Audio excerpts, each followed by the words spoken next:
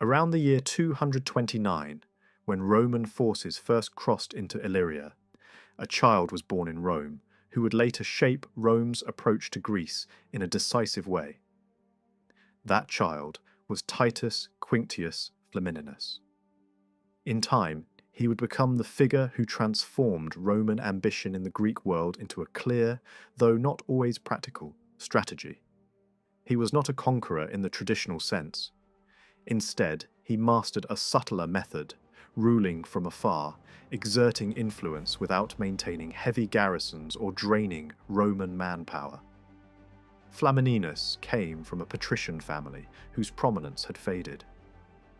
A relative had reached the consulship decades earlier, but the name had since slipped into obscurity. That changed quickly. Titus and his brother Lucius advanced rapidly through public office, restoring the family's reputation. Lucius, however, later gained notoriety. In 184, he was expelled from the Senate for misconduct in office, the first senior Roman official to suffer such a fate in a generation. Rumours circulated of shocking cruelty, including the killing of a captive to entertain a favoured companion. Whatever the truth, his disgrace cast a long shadow. Titus's own rise continued uninterrupted. In 205, he was appointed governor of Tarentum, a city still recovering from its brutal sack during the war with Hannibal. The task demanded tact as much as authority, and he performed it well enough that his command was extended. During these years he learned Greek, not perfectly, but well enough to communicate directly with the elites of the eastern Mediterranean. This skill would prove invaluable. At the time, Roman political careers followed an expected rhythm. Offices were usually held in sequence, with long intervals in between, and the consulship was reserved for seasoned men in their 40s. Flamininus ignored convention. After overseeing veteran settlements in southern Italy, he set his sights on the highest office and won a consulship for 198, despite opposition from popular tribunes. He was not yet 30 when he entered Greece as Rome's leading commander. King Philip of Macedon was already waiting. He and his allies took up positions in Illyria at a narrow mountain pass along the Aus River, blocking the most likely Roman invasion routes. The Roman consul at the time established a camp nearby, but his command ended when Flamininus arrived to take over. Greece was formally assigned to him, and his brother Lucius was placed in charge of the fleet. Local leaders made one final attempt to prevent open war. Roman and Macedonian delegations met on opposite sides of the rushing river, facing one another across the gorge. Flamininus demanded that Philip withdraw all garrisons from Greek cities and compensate those he had harmed. Philip countered that each city's status was different and should be judged individually. Flamininus refused. He publicly called for the liberation of Thessaly, a region tied to Macedon for over a century. Philip left the meeting in fury. The breakdown was inevitable. Accepting Rome's terms would have meant acknowledging Roman authority over Greece itself. For Philip, that was unthinkable. Flamininus, meanwhile, had gone far beyond earlier Roman demands. What had once been about halting future aggression was now about undoing decades of Macedonian dominance. A compromise might have ended the war immediately, but Flamininus wanted more. The Senate had given him broad authority, and he chose to interpret it boldly. Fighting soon followed. Philip held the high ground in the Aus Gorge, with troops and artillery placed along steep mountain slopes. At first, neither side gained the upper hand. Then Roman scouts revealed a hidden route through the mountains. Flamininus sent troops over the heights and waited. When the moment came, Roman forces attacked from both directions. The Macedonian line collapsed, and Philip's army fled to avoid encirclement. The battle was brutal in the confined terrain, though casualties remained limited. Philip withdrew toward Macedon, devastating the countryside as he went to deny the Romans supplies. Flamininus did not immediately pursue. Instead, he secured alliances and routes behind him. Control of Epirus was essential, as were the mountain passes into Thessaly. With the help of local allies, Roman supply lines were redirected and new depots were established. Macedonian resistance was reduced to isolated garrisons and brief raids. By late 198, Flamininus shifted focus southward. Fortress after fortress fell, though one stubborn stronghold delayed him long enough to end the campaign season. Before winter, however, he swept through central Greece, taking key cities and establishing his headquarters inland. His brother cleared Macedonian forces from parts of Euboea, stripping even ancient artworks from some cities. From this point on, Flamininus behaved less like a temporary magistrate and more like a ruler. Gold coins were issued bearing his image, a gesture long associated with kings and gods in the Greek world. No living Roman had dared such symbolism in generations. He dealt with Greek leaders as a superior, reprimanding leagues and claiming divine sanction for his role. His authority grew with each year his command was extended. This behavior was not entirely unusual.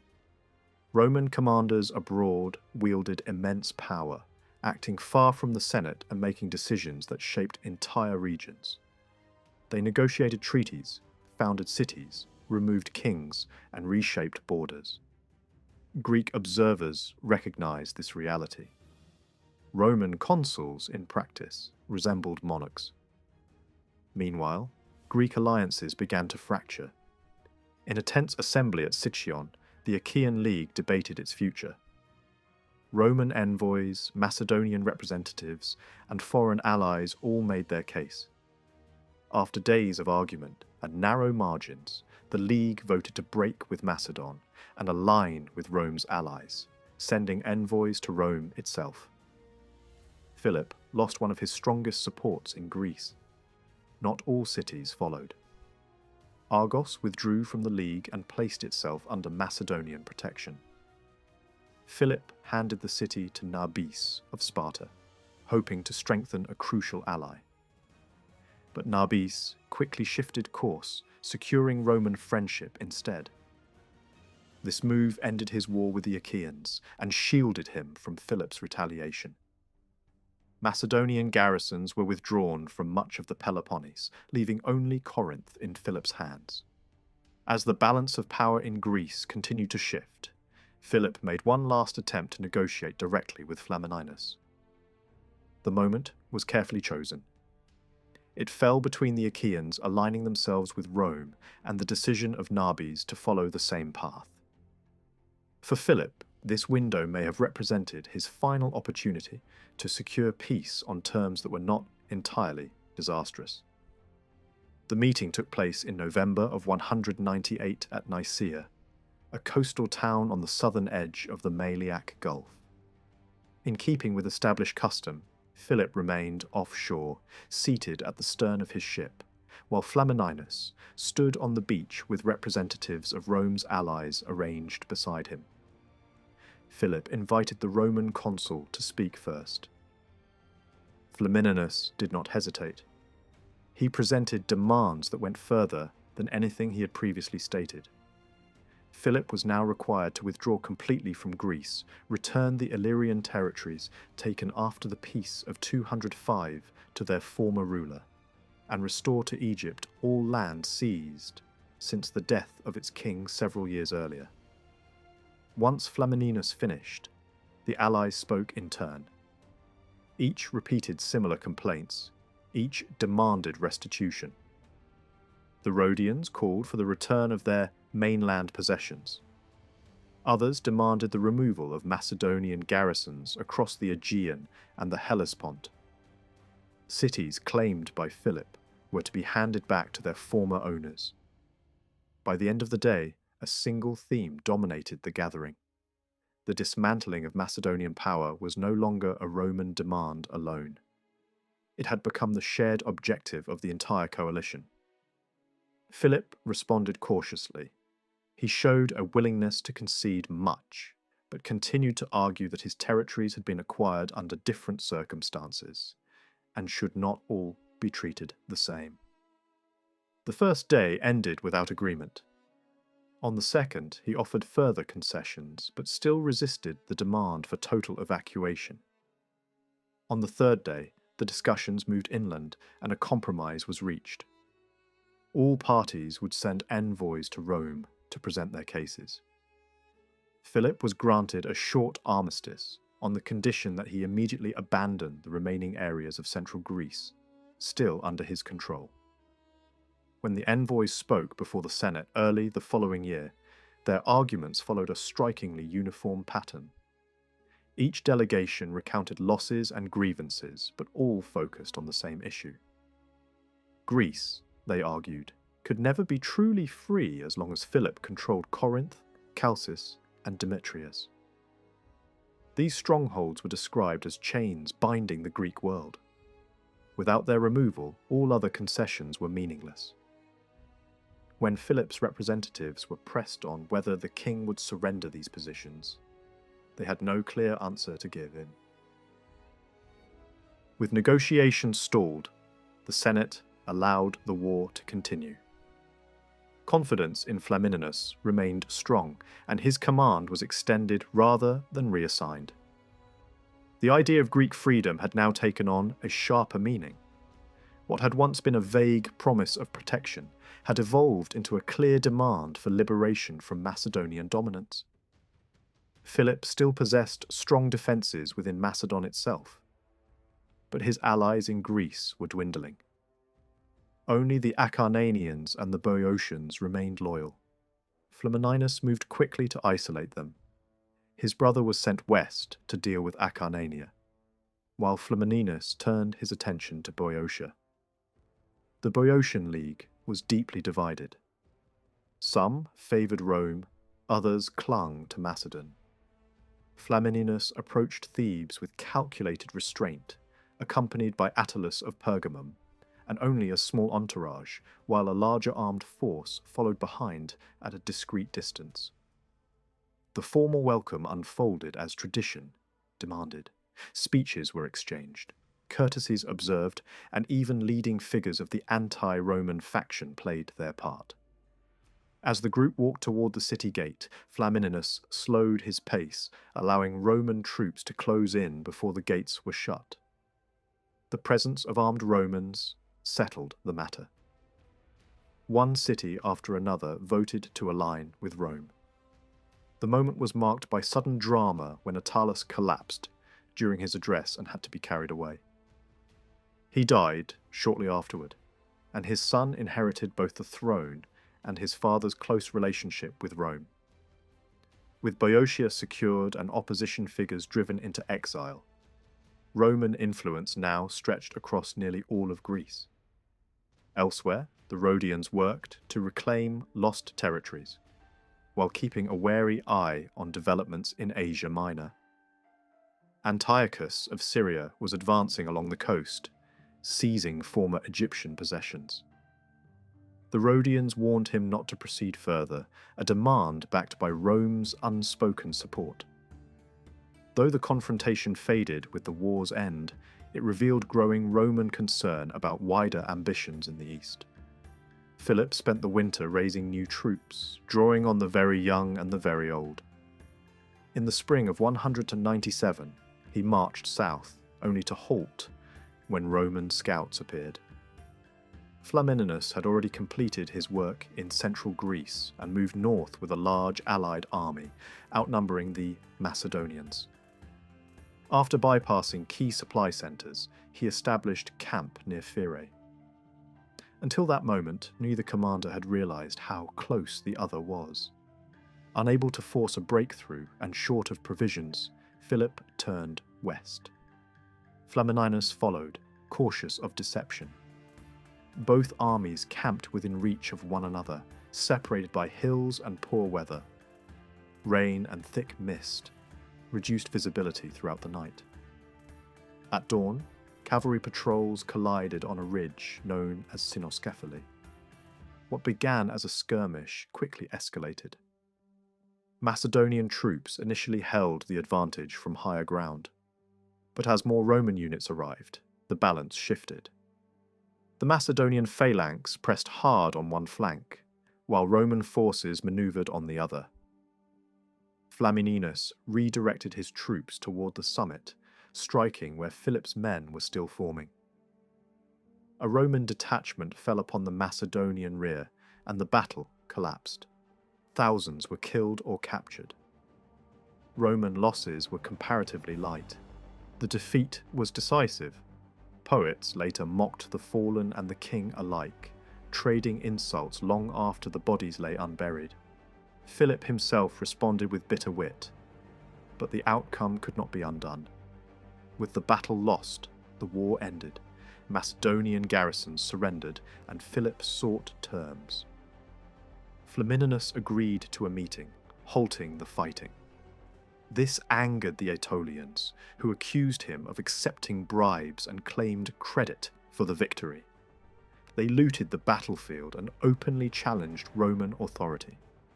Each side now saw the other as a future rival. Before negotiations began, Flamininus consulted the allies. The Aetolians demanded the abolition of the Macedonian monarchy. Flamininus refused.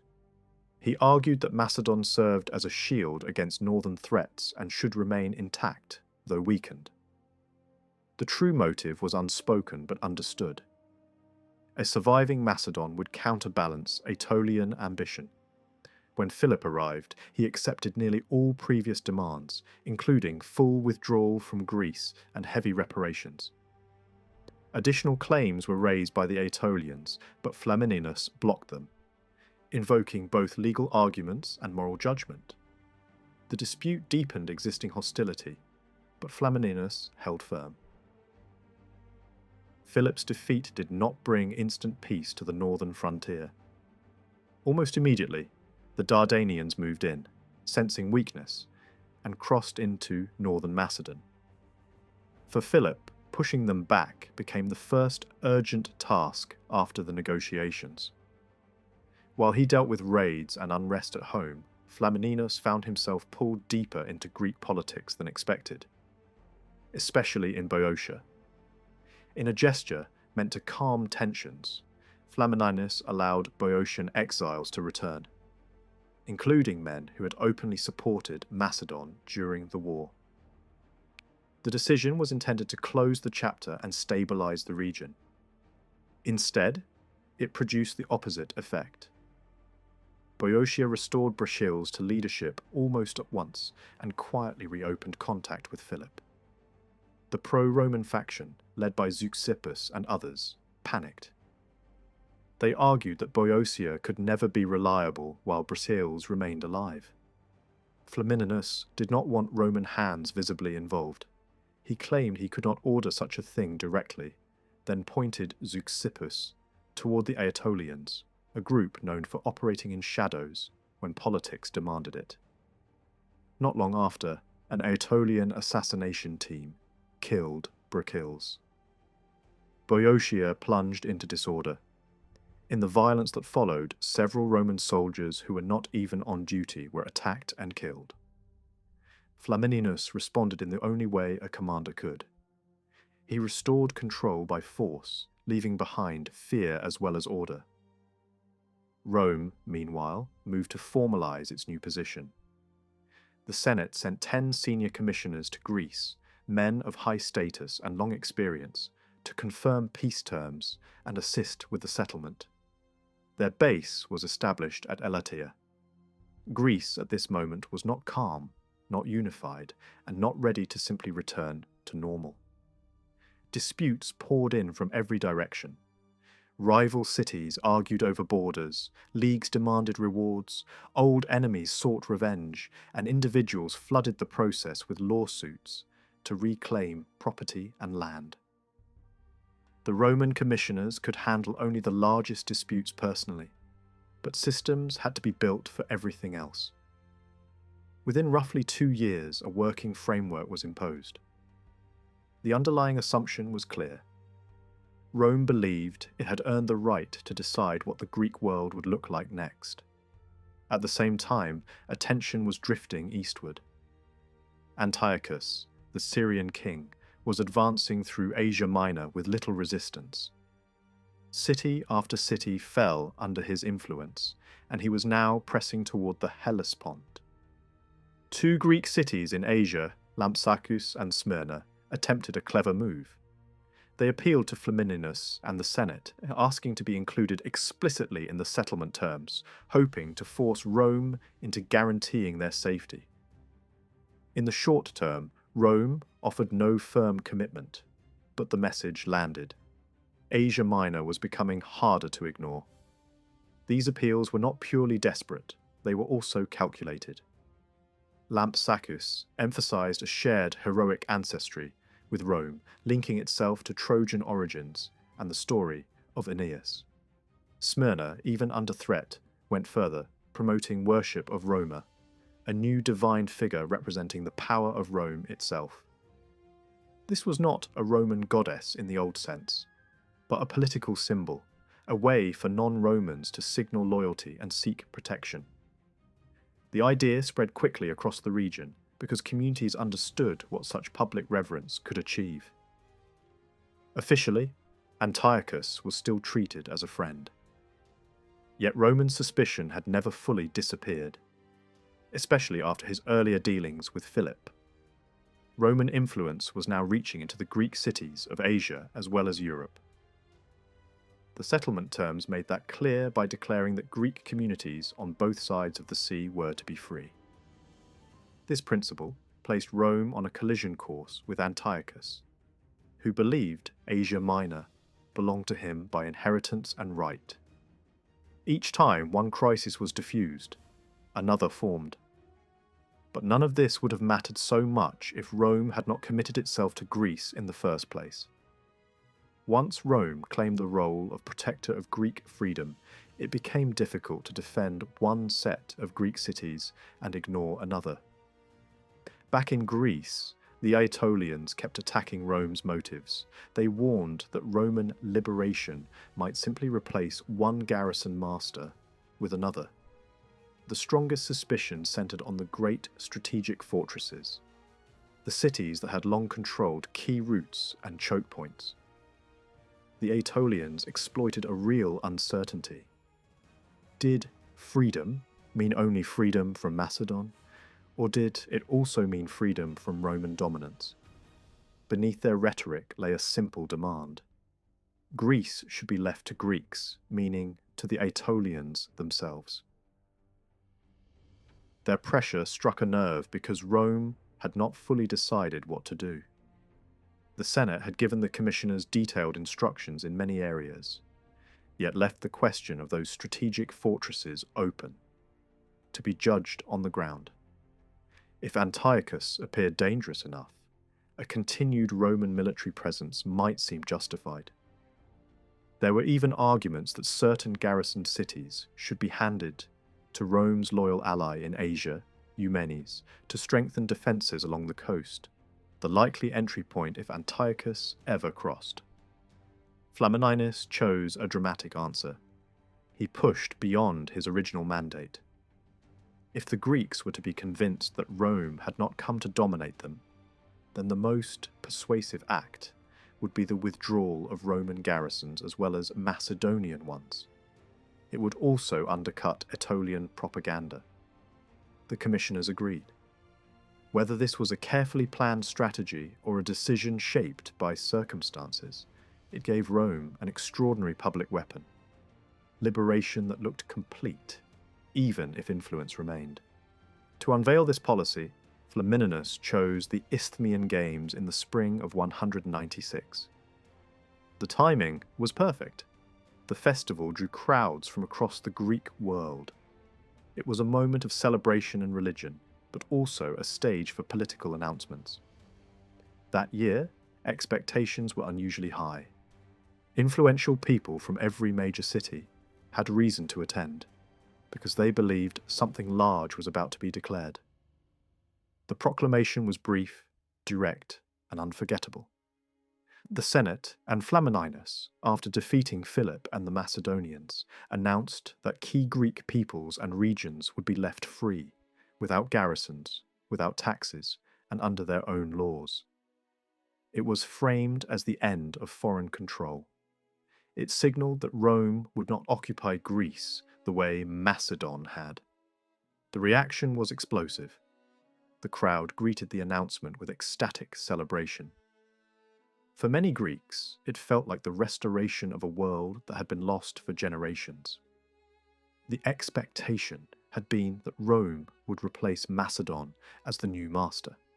Instead, Rome promised to step back. Flamininus was overwhelmed by public gratitude, praised and honoured by cities across Greece. In Rome, the Senate marked the victory with days of public thanksgiving. His reputation reached its peak. After the applause, the hard work began. Flamininus and the commissioners moved into the machinery of rebuilding Greece's political structure. The guiding method was straightforward. Ensure that local elites and pro-Roman factions held power. Yet the settlement went beyond that. In several places, the entire map of influence was redrawn. Thessaly, devastated by war, was deliberately broken into smaller pieces. Certain districts were handed to the Aetolians, while other regions were reorganized into independent leagues. The goal was to make it harder for any single power to dominate Thessaly again. Whether that power came from Macedon in the north or from Aetolia in central Greece. Elsewhere, the independence of Orestis, a region that had revolted after the decisive battle, was recognized. Macedonia itself was not a neat, unified nation. It was a land empire assembled through expansion, always vulnerable when the centre weakened and outlying districts calculated their advantage.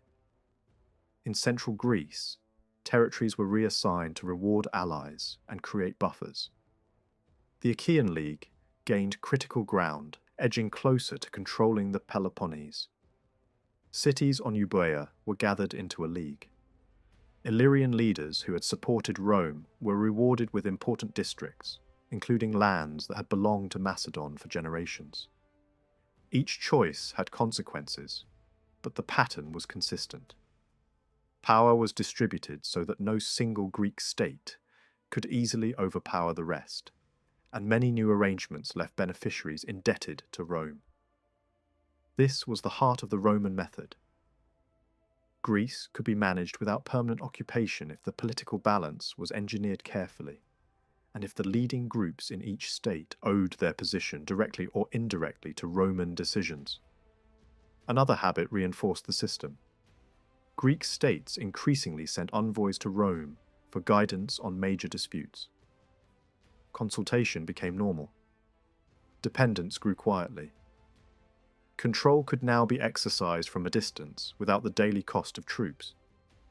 The commissioners then separated and travelled across Greece and into Asia Minor, enforcing decisions, reprimanding communities, and tightening the network of Roman authority. The settlement aimed to preserve the coalition Rome had built while preventing any single ally from becoming too strong. The Achaeans were strengthened in the south, the Aetolians were left powerful but contained in the centre, and Macedon was reduced so sharply that it could not dominate Greece again. Greek freedom from Macedon was real in one sense. Yet the settlement also ensured that dominance, in practice, now belonged to Rome. The famous proclamation at the Isthmian Games can be read in more than one way. It was a public victory message, a declaration that the mission had succeeded. But it also functioned as political theatre. It soothed Greek fears, weakened Aetolian criticism, and positioned Rome as benefactor rather than conqueror. Later events would show that the slogan of freedom could fade quickly when Roman interests demanded something else. In practice, the policy could be applied unevenly. Some places were treated as truly autonomous. Others were handled differently for strategic reasons, especially where Rome needed to satisfy key allies or secure information about Antiochus. The language of freedom remained, but it could be bent. Greek observers were not blind to this. If the Greeks were truly free to direct their own affairs, why did Rome tolerate political killings when it suited stability? If the principle mattered above all, why were some cities protected and others ignored? Accusations of hypocrisy spread, and agents hostile to Rome openly described liberation as a convenient excuse for control. A deeper problem lay ahead. With Antiochus advancing and tensions rising with the Aetolians, Greece was likely to become contested again. If war returned, garrisons would return with it, and the promise of a hands-off approach would collapse under military necessity. Yet even without troops, Roman authority did not vanish. Flamininus had no intention of abandoning influence. What Rome offered was the removal of armies, not the end of intervention. Every new dispute settled by Roman decision made future withdrawal harder, not easier. This was the model Rome now preferred. Power without formal administration. Dominance without calling it empire. It allowed expansion while presenting conquest as protection. Flamininus understood how valuable this appearance could be and celebrated it openly, dedicating offerings and boasting of having shaped freedom for Greece. The message was crafted for Greek eyes, displayed in major sanctuaries, where the political elite of the Greek world would see it again and again. Even the departure of Roman forces carried less finality than it might seem.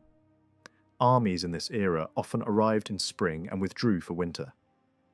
A Roman withdrawal could be interpreted as part of the seasonal rhythm, rather than a permanent exit. And Rome had already proved it could return with overwhelming strength whenever it chose. The Greeks might celebrate the promise of autonomy, but few could ignore the reality that Rome now had the power to decide when autonomy ended. Anyone who believed the Battle of Cynoscephalae and the dramatic proclamation at the Isthmian Games would bring stability to the Eastern Mediterranean misunderstood what was coming. Instead of closing an era of conflict, these events widened it. Over the next few years, tensions deepened until Rome, having already crippled one great monarch, moved against another with even greater effect. In the same period, one of Greece's major leagues was also brought to heel. By the early 1800s, Rome stood as the dominant power not only in Greece, but across the broader Hellenistic world. The older giants that had once defined Mediterranean politics had either collapsed internally or been reduced under Roman pressure. At the Isthmian festival in 196, Antiochus did not arrive in person, but he sent high-ranking representatives to Corinth. Their mission sounded polite and harmless. They congratulated Flamininus and spoke of peaceful intentions. Yet the response from Rome's commissioners was not polite at all. The message carried a warning backed by the Senate. Antiochus was told to stay away from Greek cities, remove garrisons from places recently seized, from rivals, and abandon any idea of crossing into Greece. There was no Greek community, the Romans insisted, that required Syrian protection or liberation. Rome had already claimed that role. This was more than diplomacy. It was a declaration of ownership over the concept of Greek freedom. With Philip defeated, Rome clearly feared that Antiochus might present himself as the new champion of the Greek world. The Roman response was to preempt him, casting Rome as the universal benefactor of Greeks everywhere, and treating the Syrian king as someone whose behaviour could be restricted by Roman command. Only months earlier, Antiochus had been the strongest monarch in the known world. Now, Roman representatives spoke to him as if he were a problem to be managed. Later that same year, Roman envoys found Antiochus at Lysimachia, a city on the European side of the Straits. Its earlier decline had been dramatic, abandoned during Macedon's war and then ruined by raids. Antiochus was rebuilding it, and treating it as a major base of power, even planning it as the seat of his son. The symbolism was obvious. By strengthening a city in Europe and forcing nearby communities to accept his garrisons, Antiochus was creating a bridgehead across the traditional boundary between Asia and Europe. At the same time, he made no attempt to hide his wider ambitions in Asia Minor. He intended to extend his control along the coasts and into regions long claimed by the Seleucid dynasty. Rhodes and Pergamum understood what this meant. Even when agreements existed on paper, they were unlikely to last. Antiochus had already created an empire larger than any Seleucid ruler in generations, and he appeared determined to present it to Rome as an established fact. The Roman envoys repeated their demands, then pressed him directly. Why build a foothold in Europe? Was he trying to provoke a confrontation? Antiochus answered with skill. He argued that Rome had no right to interfere in his affairs any more than he had the right to interfere in Italy. The implication was sharp. Rome itself controlled Greek cities closer to home. He insisted the territories he had seized were not new conquests at all, but recoveries of lands that belonged to his dynasty by inheritance and had been taken by other powers. He added that reconciliation with Egypt was already being handled through marriage ties. And when representatives from besieged cities were introduced, Antiochus suggested arbitration through Rhodes, attempting to reduce Rome's role and present himself as the reasonable party. The meeting ended without resolution, but the effect was clear. Rome had arrived intending to accuse Antiochus of aggression, and Antiochus managed to turn the accusation back. After the conference, the Romans returned to report to the Senate, while Antiochus went back east to finalize diplomacy and secure his position. In 195 and 194, Rome was still busy elsewhere. Campaigns continued in northern Italy against Celtic groups, and efforts in Spain remained difficult and costly. Antiochus used that time to expand further into Thrace. Inside the Senate, some argued that a strong military posture was needed in Greece to make negotiations credible. Scipio Africanus, a man whose authority carried enormous weight, urged that Macedon should remain a Roman military assignment, because Antiochus had ignored earlier warnings. The Senate refused. The priority was Italy. The disagreement revealed a difference in style, not purpose. One approach preferred to keep force visible in the background, ready at hand. The other aimed to keep the threat of force hidden behind promises, ceremonies, and alliances. The Senate chose the softer approach, trusting that goodwill in Greece would prove useful when conflict finally came. A new shock intensified the debate. Hannibal arrived at Antiochus's court. After political struggle in Carthage and fear of Roman retaliation, he had fled and been welcomed by the Syrian king.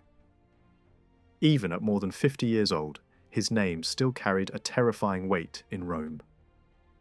Rumours and prophecies began circulating, suggesting that a figure from the east would avenge Greek suffering under Roman power. In that atmosphere, the Senate's internal divisions likely sharpened. It also helps explain why Scipio, Hannibal's old enemy, returned to the centre of political attention. Flamininus himself faced a personal and political problem. His position in Greece depended on continued command, and extended commands were never guaranteed. If there was further glory to be won, it had to be won quickly. Yet the promise of the Isthmian Declaration implied withdrawal, and withdrawal meant the end of his stage. Then, Sparta provided an excuse. Nabis still held Argos, and Flamininus had been pressing him to return it to the Achaeans. Officially, this was framed as liberation, but the deeper concern was strategic.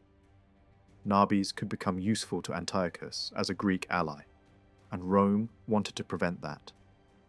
The commissioners even warned the Senate that Sparta was a dangerous threat inside Greece, describing Nabis in language designed to alarm. After debate, Flamininus received a new extension and broad authority to deal with Nabis in 195. This suited him perfectly. It also served Roman planning. If war with Antiochus came, Rome would need the Achaeans strong and cooperative in the Peloponnese, and returning Argos would bind them closer. Flamininus called a conference at Corinth and framed the coming war as a Greek decision. The Aetolians objected loudly, demanding that Rome withdraw and leave Sparta to Greek hands. But most allies sided with Flamininus, and a massive coalition army was assembled, the largest force Laconia had ever seen. Nabis fought harder than expected, but by summer the coalition had defeated him and returned Argos to Achaean control. Flamininus publicly celebrated the outcome as a bright example of Rome's policy. Yet even after defeating him, Rome did not remove Nabis. His fleet was reduced, his territory cut down, and heavy payments were imposed, but he remained on the throne. This was the Roman method again: maintain a balance of powers, prevent any one side from becoming too strong. Flamininus withdrew forces from the Peloponnese and placed responsibility for enforcement in Achaean hands. That choice almost guaranteed future trouble, because Achaean policy aimed at absorbing Sparta entirely, along with other independent states in the region. Once Nabis had been weakened, Rome no longer had an easy excuse to keep troops in Greece. The threat of Antiochus remained, but the withdrawal policy had become official practice. In the spring of 194, another conference was held at Corinth. Flamininus recited Rome's services, warned the Greeks to preserve order, and announced the evacuation of key strongholds within days. He staged it so that representatives could watch Roman troops march away from the fortress as the meeting continued. It was carefully planned theatre, designed to prove a point. The withdrawal itself was striking. Thousands of Roman soldiers moved north, through Thessaly and Epirus, toward their departure point, while the fleet followed the coast to meet them. For Greek onlookers, the columns of glittering troops leaving the country must have been unsettling as well as impressive. Many likely watched in silence, expecting Rome to return before long. In Italy, the same marching columns looked like a victory parade. Enormous wealth followed the army home. When Flamininus reached Rome, he was awarded a triumph of unusual scale, stretched across 3 days.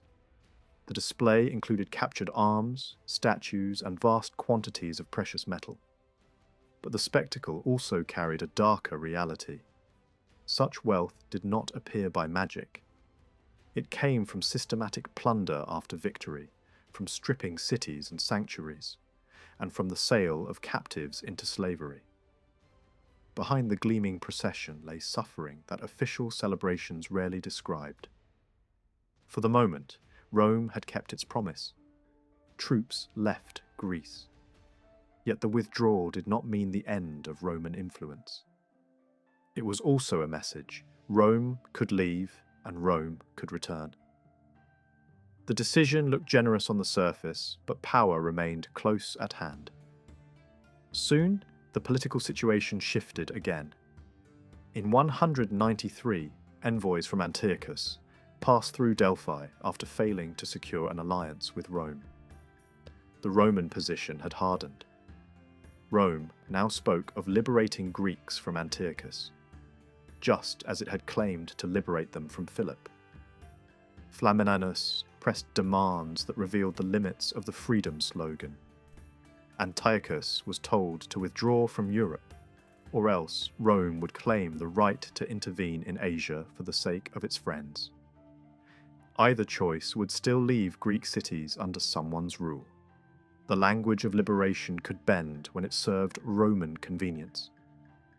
Antiochus's envoys also met with the Aetolians. Rome's most committed Greek enemies. The Aetolians moved quickly, trying to build an anti-Roman coalition and sending messages to Philip, Antiochus, and Nabis. Philip had no capacity for a new war. Antiochus was busy campaigning. Nabis, however, was eager. With Roman troops gone from the Peloponnese, he began trying to recover what he had lost through violence and intrigue, focusing on key ports held by Achaean garrisons. Flamininus returned to Greece in 192 as part of a delegation intended to counter Aetolian influence and rally Greek states against Antiochus. He promised support for Rome's friends, including naval protection, but events moved faster than promises. Philopoemen, the leading Achaean statesman and commander, launched action against Sparta immediately. His early naval efforts went poorly and Nabis regained ground, but Philopoemen struck hard on land, ravaging Laconia. A temporary pause followed, encouraged by Flamininus. But during the break, Nabis reached out to the Aetolians for help. Instead of supporting him, they eliminated him. The same ruthless political style appeared again. The Aetolians had decided Nabis was unreliable and wanted Sparta for themselves. Their attempt failed because Spartans drove them out. Philopoemen seized the opening. He marched into Sparta and, with help from a friendly faction inside the city, pulled Sparta into the Achaean League. It was a long-held Achaean dream, but it also planted future instability. Relations between Flamininus and Philopoemen grew tense. The rivalry was personal, but it rested on policy. Flamininus wanted limits on Achaean expansion. Philopoemen wanted the League to grow stronger and absorb more territory. The conflict surfaced openly as the Peloponnese remained unsettled. Sparta flipped factions again. An Achaean army formed to intervene, supported by Flamininus. But Philopoemen opposed a military solution. He took the extraordinary step of occupying Sparta against the wishes of the Roman-backed operation. And he succeeded, at least temporarily, in restoring order through negotiation. Flamininus could not easily condemn the outcome, but the relationship deteriorated. A split widened inside Achaea between those who favoured close Roman guidance and those who pushed for greater independence. Flamininus still forced terms in some cases, but resistance grew. When the Achaeans expanded into new territory and purchased an island, Flamininus intervened sharply and blocked the League from incorporating it. He mocked their ambition with a warning to stay within their shell, then demanded the island be handed over. The message was unmistakable. Greece might be free of Macedonian garrisons, but it was not free of Roman limits. The slogans of liberation remained powerful, yet Roman authority now defined the boundaries of what Greek freedom was allowed to mean. The victories at Cynoscephalae and the celebrated declaration at the Isthmian Games did not bring lasting stability to the eastern Mediterranean. If anything, they opened the door to a wider confrontation. Over the next few years, the political atmosphere tightened until Rome, having already humbled one great monarch, moved against another and did so with even greater force. In the same period, one of the major Greek leagues was also pushed into submission. By the early 1800s, Rome had become the leading power, not only in Greece, but across the entire Hellenistic world. Carthage, Macedon, Syria, and Egypt had once dominated the region. Egypt was weakening from internal decay, but the others were broken down largely through Roman intervention. Even during the celebrations of 196, Antiochus tried to position himself carefully. He sent senior representatives to Corinth to congratulate Flamininus and present himself as a friend who wanted peace. Rome's response was cold and unmistakable. Roman commissioners delivered a warning endorsed by the Senate. Antiochus was told to stay away from Greek cities, remove garrisons from places recently taken from rivals, and abandon any thought of crossing into Greece. No Greek state needed him, they insisted. Rome had already claimed responsibility for Greek security and freedom. The message carried an even sharper meaning. With Philip defeated, Rome feared Antiochus might step into the role of protector of the Greeks and gain prestige as a liberator. Rome moved to block that possibility. It spoke as if the freedom of Greek communities everywhere was now under Roman guardianship, and it spoke that way even to the king of Syria, the most powerful ruler in the eastern Mediterranean. Rome had just defeated the second greatest kingdom. It was now acting as if it could set boundaries for the first. Later that year, Roman envoys met Antiochus at Lysimachia, a city near the Straits in Europe. The city had been damaged and abandoned during recent wars, then ravaged by raids. Antiochus was rebuilding it and treating it as a major centre of his power, even planning it as the future base of one of his sons. This mattered because Lysimachia lay on the European side of the divide. Antiochus was not merely expanding within Asia. He was establishing a secure foothold beyond his traditional limits and pushing other communities in the region to accept his garrisons. At the same time, he openly pursued control of much of southern and western Asia Minor, territories the Seleucid dynasty had long claimed. Rhodes and Pergamum understood the direction this was taking. Even if agreements existed, they looked temporary. Antiochus already ruled a realm larger than any Seleucid king had held for generations, and he appeared determined to force Rome to accept the new reality. At Lysimachia, the Roman envoys repeated their demands and then asked the question that hung over everything. Why build a bridgehead in Europe at all? It looked like provocation. Antiochus responded with real diplomatic skill. He argued that Rome had no right to interfere in his affairs any more than he had the right to interfere in Italy, drawing attention to the fact that Rome itself held Greek cities under its control nearer to home. He insisted the lands he had taken were not conquests, but recoveries, territories that belonged to his dynasty and had been seized by other kingdoms. He added that relations with Egypt were being settled through a marriage alliance. And when representatives from threatened Greek cities were brought forward, Antiochus attempted to sidestep Roman authority by suggesting arbitration through Rhodes, presenting himself as reasonable and Rome as intrusive. Rome had arrived intending to frame Antiochus as the agitator.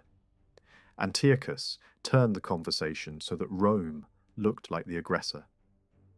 Afterward, Roman envoys returned west to report to the Senate.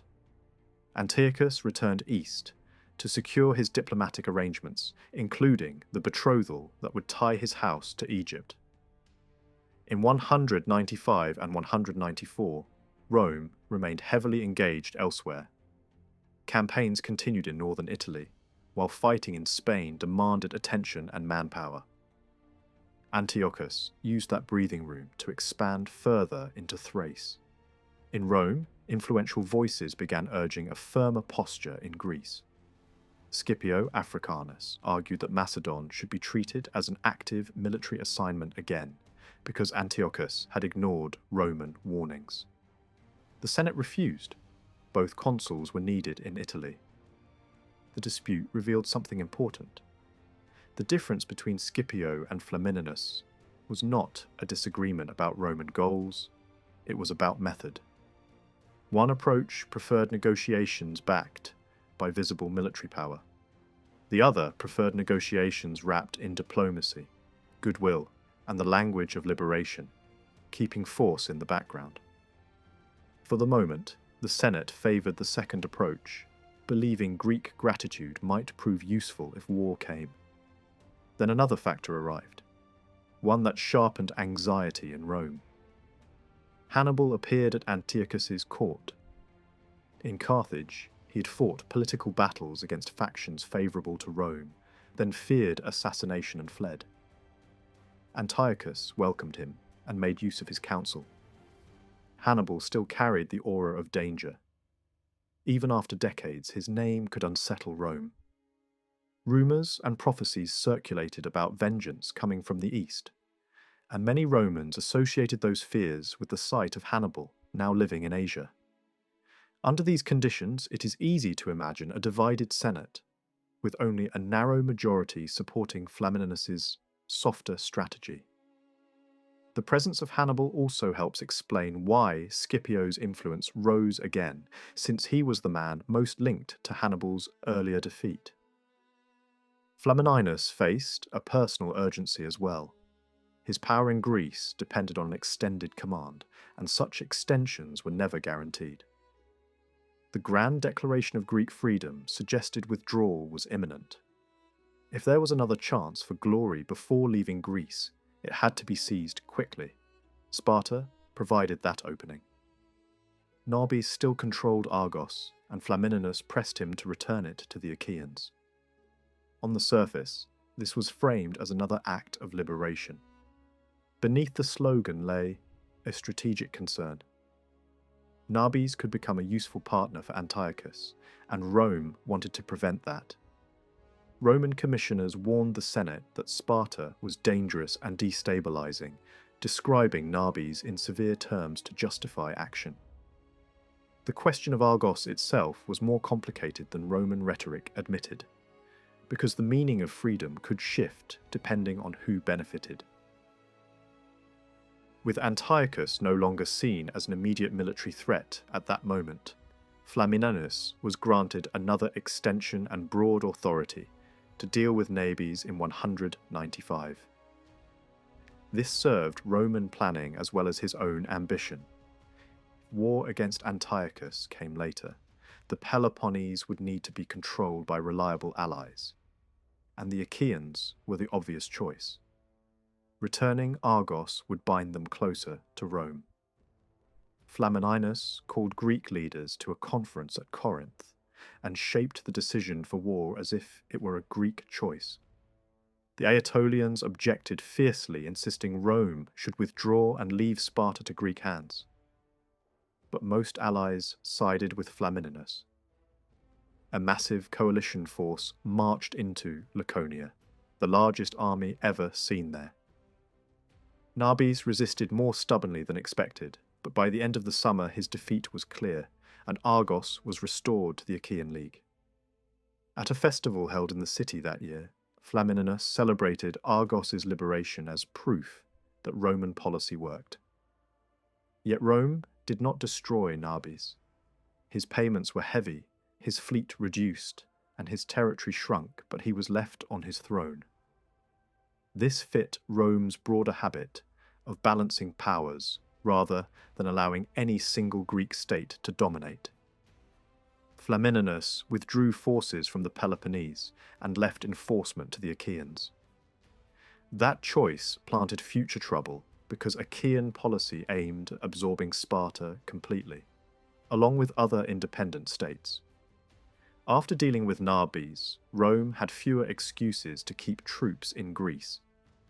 Antiochus remained a looming threat, but the withdrawal policy had been adopted as a public principle. In the spring of 194, another conference was held at Corinth. Flamininus reviewed Rome's achievements, warned the Greeks against disorder, and promised the evacuation of the strategic strongholds within days. The withdrawal was staged so that delegates could watch Roman troops leaving the fortress, while the meeting continued. It was a carefully choreographed message. The retreat itself was dramatic. Roman troops marched north through Thessaly and Epirus, toward their departure point, while the fleet moved along the coast to meet them. For Greeks watching along the roads, the sight of thousands of Roman soldiers leaving must have carried mixed emotions. Some likely saw it as deliverance. Others likely saw it as a pause before Rome returned. In Italy, the returning columns looked like a victory parade. The spoils brought home were enormous. Flamininus received a triumph in Rome so large it was extended across 3 days. The processions displayed weapons, statues, precious metals, coins, and high-born hostages. The spectacle was meant to represent Roman success and Roman generosity. Yet such wealth came from violence. Towns captured in war were stripped. People were sold into slavery. Behind the gold and silver lay suffering that official celebration rarely emphasized. Rome had kept its promise to remove its forces, but the withdrawal did not mean Rome had let go. The display was partly public relations. Rome had proved it could come to Greece, defeat major kings, reorganize the region, and leave again while still expecting obedience. In 193, envoys of Antiochus passed through Delphi after returning from Rome, where attempts to form an alliance had failed. Rome's attitude was now clear. Instead of accepting a division of influence, Rome framed the coming conflict in familiar terms. Greeks would be freed from Antiochus, just as they had been freed from Philip. Flamininus demanded that Antiochus either withdraw from Europe entirely or allow Roman intervention in Asia on behalf of Roman friends there. The demand exposed a central contradiction. The language of freedom could be sacrificed if it produced a clean strategic solution. The same envoys also opened discussions with the Aetolians, the one Greek power fully committed against Rome. The Aetolians responded by trying to build an anti-Roman coalition, reaching out to Philip, Antiochus, and Nabis. Philip could not risk another war. Antiochus was not yet ready to act. Nabis, however, saw opportunity and began trying to reclaim lost territory through force and assassination, especially targeting key ports guarded by the Achaeans. Flamininus returned to Greece in 192 as part of a delegation meant to counter Aetolian influence and secure Greek loyalty against Antiochus. He promised assistance, including naval protection for Rome's allies in the Peloponnese. But events moved faster than Roman planning. Philopoemen, the Achaean leader, launched immediate action against Sparta. His naval campaign was unimpressive and even humiliating at moments. But on land he ravaged Spartan territory and applied pressure. An armistice followed, encouraged by Flamininus, and during that pause Nabis reached out to the Aetolians for help. Instead, they eliminated him. The same organizer who had arranged political killings elsewhere was involved again. The Aetolians judged Nabis unreliable and attempted to take control of Sparta directly. Spartans resisted and expelled them before they could succeed. Philopoemen seized the chance, marched into Sparta, and with help from a friendly faction inside, brought Sparta into the Achaean League. It was a historic achievement, but it also created a new source of instability. Relations between Flamininus and Philopoemen became strained. The tension was personal, but it was rooted in policy. Flamininus wanted limits on Achaean expansion. Philopoemen wanted Achaean power to grow. Trouble soon followed in Sparta, where a political reversal brought anti-Achaean forces back. The Achaean general for 191 formed an army, supported by Flamininus, to intervene. Philopoemen opposed the use of force and chose negotiation instead. He even took control of Sparta against the wishes of the Roman-backed operation. Because he succeeded in restoring order peacefully for the moment, Flamininus could not easily protest, but the episode marked the start of open hostility between them and a deepening split inside Achaea. Flamininus asserted authority again in later disputes, dictating terms when cities were reintegrated into the League. But resistance to Roman interference grew. When the Achaeans tried to expand their reach beyond the Peloponnese, by acquiring an island, Flamininus blocked the move and issued a warning. He told them to behave like a tortoise and keep within their shell, meaning the Peloponnese. The remark carried a hard message beneath the humour. Greek states might speak of freedom, but Rome intended to decide how far that freedom could extend. The defeat at Thermopylae in 191 made it clear that Antiochus could not keep fighting in Greece. The campaign was collapsing faster than he could repair it. Many of his soldiers were dead, scattered, or pinned down inside garrisons, and even his hold on Chalcis looked fragile. He chose to leave at once and return to Asia Minor, where the real contest for survival was about to begin.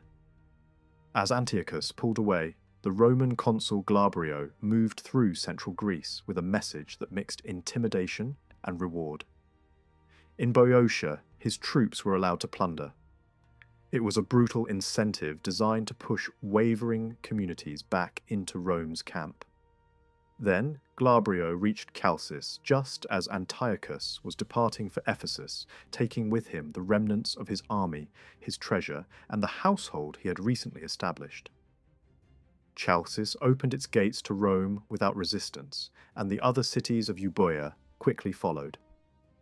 The entire region shifted back again, as if allegiance were a door that could be kicked open by whichever army arrived last. Glabrio did not immediately chase Antiochus across the sea. Officially, his authority for the year was centered on Greece, and there was still unfinished business.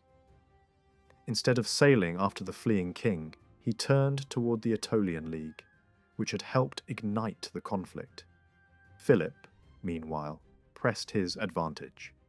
He put Lamia under siege, while Glabrio tightened the net around nearby Heraclea. By early summer, Heraclea fell, and the Aetolians could do little more than send frantic appeals after Antiochus as he vanished over the horizon. Once Antiochus was back in Asia, he answered the Aetolians' plea with encouraging words. He promised money soon and reinforcements later. This was convenient for him. The longer Greece stayed unstable, the more time he gained to rebuild his strength at home and prepare for a war that would now be decided in Asia Minor. Yet the timing created a bitter irony. Before that promise returned, Aetolian morale collapsed. Believing themselves abandoned, they approached Glabrio to seek peace. What followed was a classic disaster of misunderstanding. Glabrio offered peace only on the condition of unconditional submission to Rome. The Aetolians thought this meant an end to hostilities, followed by negotiation.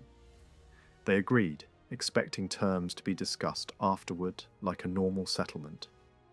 They did not grasp that this kind of submission meant something far harsher. It placed everything under the authority of the Roman commander, leaving the defeated side without rights or leverage. When Glabrio began issuing sweeping demands, the Aetolians protested. When he threatened to have them put in chains, they were stunned, because they believed envoys were protected. They had not understood that this kind of surrender erased all previous protections. Eventually, the confusion was untangled. Glabrio released the Aetolian delegates and stepped back from the immediate threat, but he made one point unmistakable. Full surrender was still the only acceptable basis for peace. The Aetolians, seeing what they had almost signed away, gathered in emergency session and decided to fight on. Rome answered by shifting pressure to the coast. Glabrio laid siege to Naupactus, while Philip expanded his recovery of territory. He reclaimed much of Achaea Phthiotis, including Thebes. More importantly, he manoeuvred to remove the Seleucid garrison from Demetrius and restore the city to Macedonian control. The leader of the anti-Roman faction there chose suicide rather than face the consequences. Philip then moved to regain additional places in Perrhaebia, territory lost when Macedon had been cut down after the earlier war. He had already absorbed Athemania and also recovered Dolopia, the rugged, mountainous neighbour to the south. Each success rebuilt pieces of Macedonian influence that Rome had tried to strip away. But now it was happening under Roman eyes and, in practice, with Roman tolerance because Philip was useful. In the south, the Achaean League continued consolidating. Antiochus's garrison in Elis was forced to surrender, and Messene was pulled back into the League. Greece was being rearranged again, not through stable institutions, but through sieges, expulsions, and shifting alliances. By July, a new Roman naval force arrived in the Aegean under the praetor Gaius Livius Salinator. With these reinforcements, Rome's fleet reached roughly 100 warships, enough to challenge anything Antiochus could deploy, especially with Pergamum and Rhodes fighting alongside them. The strategy was now clear. One Roman force would hold down Greece and reduce Aetolian resistance, while another would push into Asia and bring the war directly to Antiochus. The key naval commander on Antiochus's side, Polixenidas, tried to fight cleverly rather than fight fairly. He positioned his fleet near the Erythrae Peninsula, hoping to separate the Roman and Pergamene ships to the north from the Rhodian ships to the south. The plan failed. The Roman Pergamene fleet drove him back toward Ephesus, then linked up with Rhodes and displayed their ships at the mouth of Ephesus's harbour in a deliberate act of confidence. Later, writers, echoing the propaganda of the time, celebrated this moment as if it were a new version of the old Greek victories against Persia. But the reality was simpler. Antiochus was being pushed off the sea lanes that mattered. Winter then imposed a pause, and both sides withdrew to regroup. During the winter of 191 to 190, fighting continued in small, frustrating bursts. Antiochus rebuilt his fleet and strengthened his army. Most of this came from his own resources, but he also drew support from regional powers and from the Galatians. He sent Hannibal east to oversee the construction of another fleet in Phoenician and Cilician shipyards, and he cast his net wide, contacting coastal rulers, local dynasts, and even pirate leaders, gathering every vessel he could. He also approached Prusias of Bithynia, but Prusias chose neutrality after hesitation, a decision that quietly favoured Rome more than Antiochus. Egypt, tied to Antiochus by diplomacy, also played its own game. It sought Roman favour and watched for a chance to reclaim lost territories if Antiochus became trapped in war. Rome kept Egypt at arm's length, treating it as a useful possibility rather than a trusted partner. At the same time, Rome rewarded Philip for his cooperation. His son Demetrius was sent home, and soon afterward the remaining payments from Macedon's earlier war penalty were reduced. Rome was shaping allies through generosity and pressure, depending on what served its larger plan. In Rome itself, the political machine turned toward a decisive campaign. One of the consuls for 190, Lucius Cornelius Scipio, was assigned the war and received authority to carry it into Asia. His famous brother, Scipio Africanus, joined him.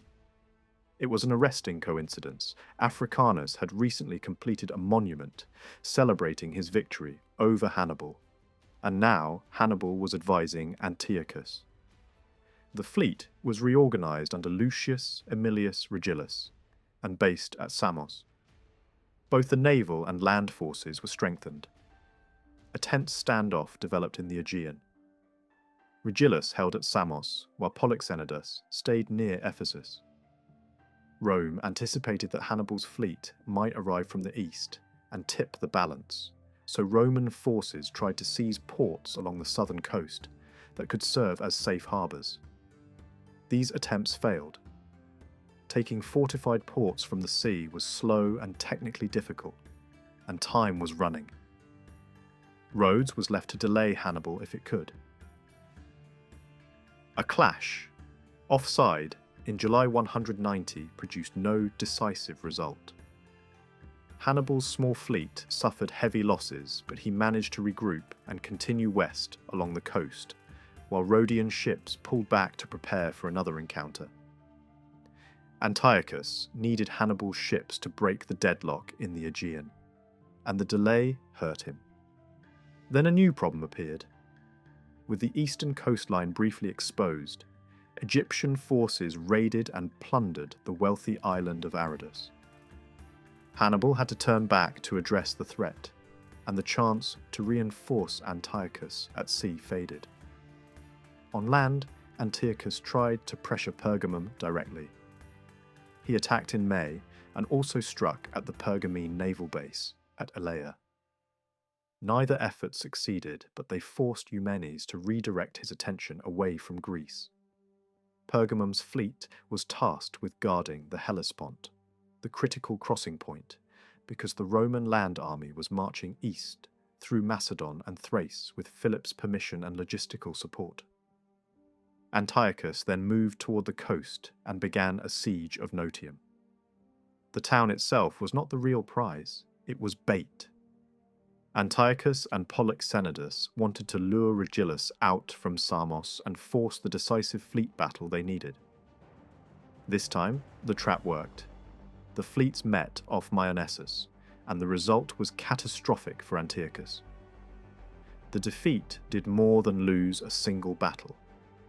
It marked a turning point in control of the eastern Mediterranean. After this, no Greek or Macedonian power would dominate those waters in the old way. The sea was moving toward Roman control for centuries. Antiochus still had ships in scattered places, but he no longer controlled the routes that mattered. That meant the Roman army could cross into Asia without being cut off. Regillus prepared the way by capturing and sacking Phocaea. Antiochus lifted the siege of Notium and effectively abandoned the northwest coast. He needed to gather his forces and confront the Scipios before Rome moved deeper. He evacuated Lysimachia and withdrew from Europe, leaving behind the bridgehead he had worked to establish, a retreat that still raises questions because it occurred under pressure and under the watch of hostile patrols.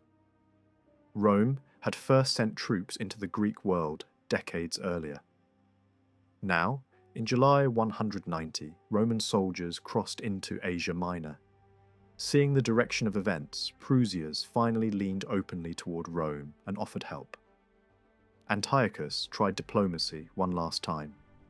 He approached Lucius Scipio through Scipio Africanus, because Africanus's son had already fallen into Antiochus's hands under unclear circumstances. Antiochus treated the captive well, and he likely hoped the family connection would soften Rome's terms. Antiochus offered major concessions: Roman protection for certain cities, withdrawal from Thrace, and payment of a large share of the war's cost. The reply was hard and blunt. Rome was negotiating from strength. Africanus pointed out that offering to abandon territory already occupied by Roman forces was too late to impress anyone. Then the demand escalated beyond what Antiochus could reasonably accept. Rome required him to give up Asia Minor entirely and pay the full cost of the war. It was no longer about preventing aggression. It was about stripping power and extending Roman authority into his domain. Antiochus ended talks and prepared for battle because there was no real alternative left. Both sides assembled armies of similar size, roughly 50,000 men each, even though Antiochus could not bring all his strength west without leaving Syria vulnerable. The Roman army moved down the western coast, pausing at Elaea while Africanus recovered from illness.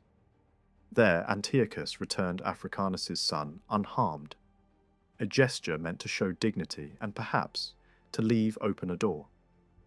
Then, Antiochus marched to Magnesia, beneath Mount Sipylus, and chose ground where he hoped to block Rome's advance. Lucius Scipio followed and offered battle. He wanted a decision quickly because his army was far inside enemy territory, and supply would become difficult. Winter was also near, and new commanders might soon arrive to replace him, stealing the victory and the prestige. The battle that followed became a total Roman triumph. On both wings, Pergamene cavalry drove Antiochus's cavalry from the field. Then Antiochus's elephants, wounded and panicked, ran through his own line and shattered his heavy infantry formation, leaving it open to Roman attack. Once the formation broke, the Roman soldiers exploited the gaps and the Seleucid line collapsed. This result was not only a story of numbers, it exposed a broader military reality that had been appearing for years. The Macedonian-style pike formation, the phalanx, had once been feared across the Mediterranean. Its strength came from density and the long wall of pikes projecting forward. When it held perfectly, it was hard to penetrate. Horses would not charge it. Swords struggled to reach past the points. A phalanx could push forward like a moving fortress. But that strength depended on one fragile condition: a solid, unbroken shape. Uneven ground, sudden maneuvers, missile fire, or simple disorder could break the line.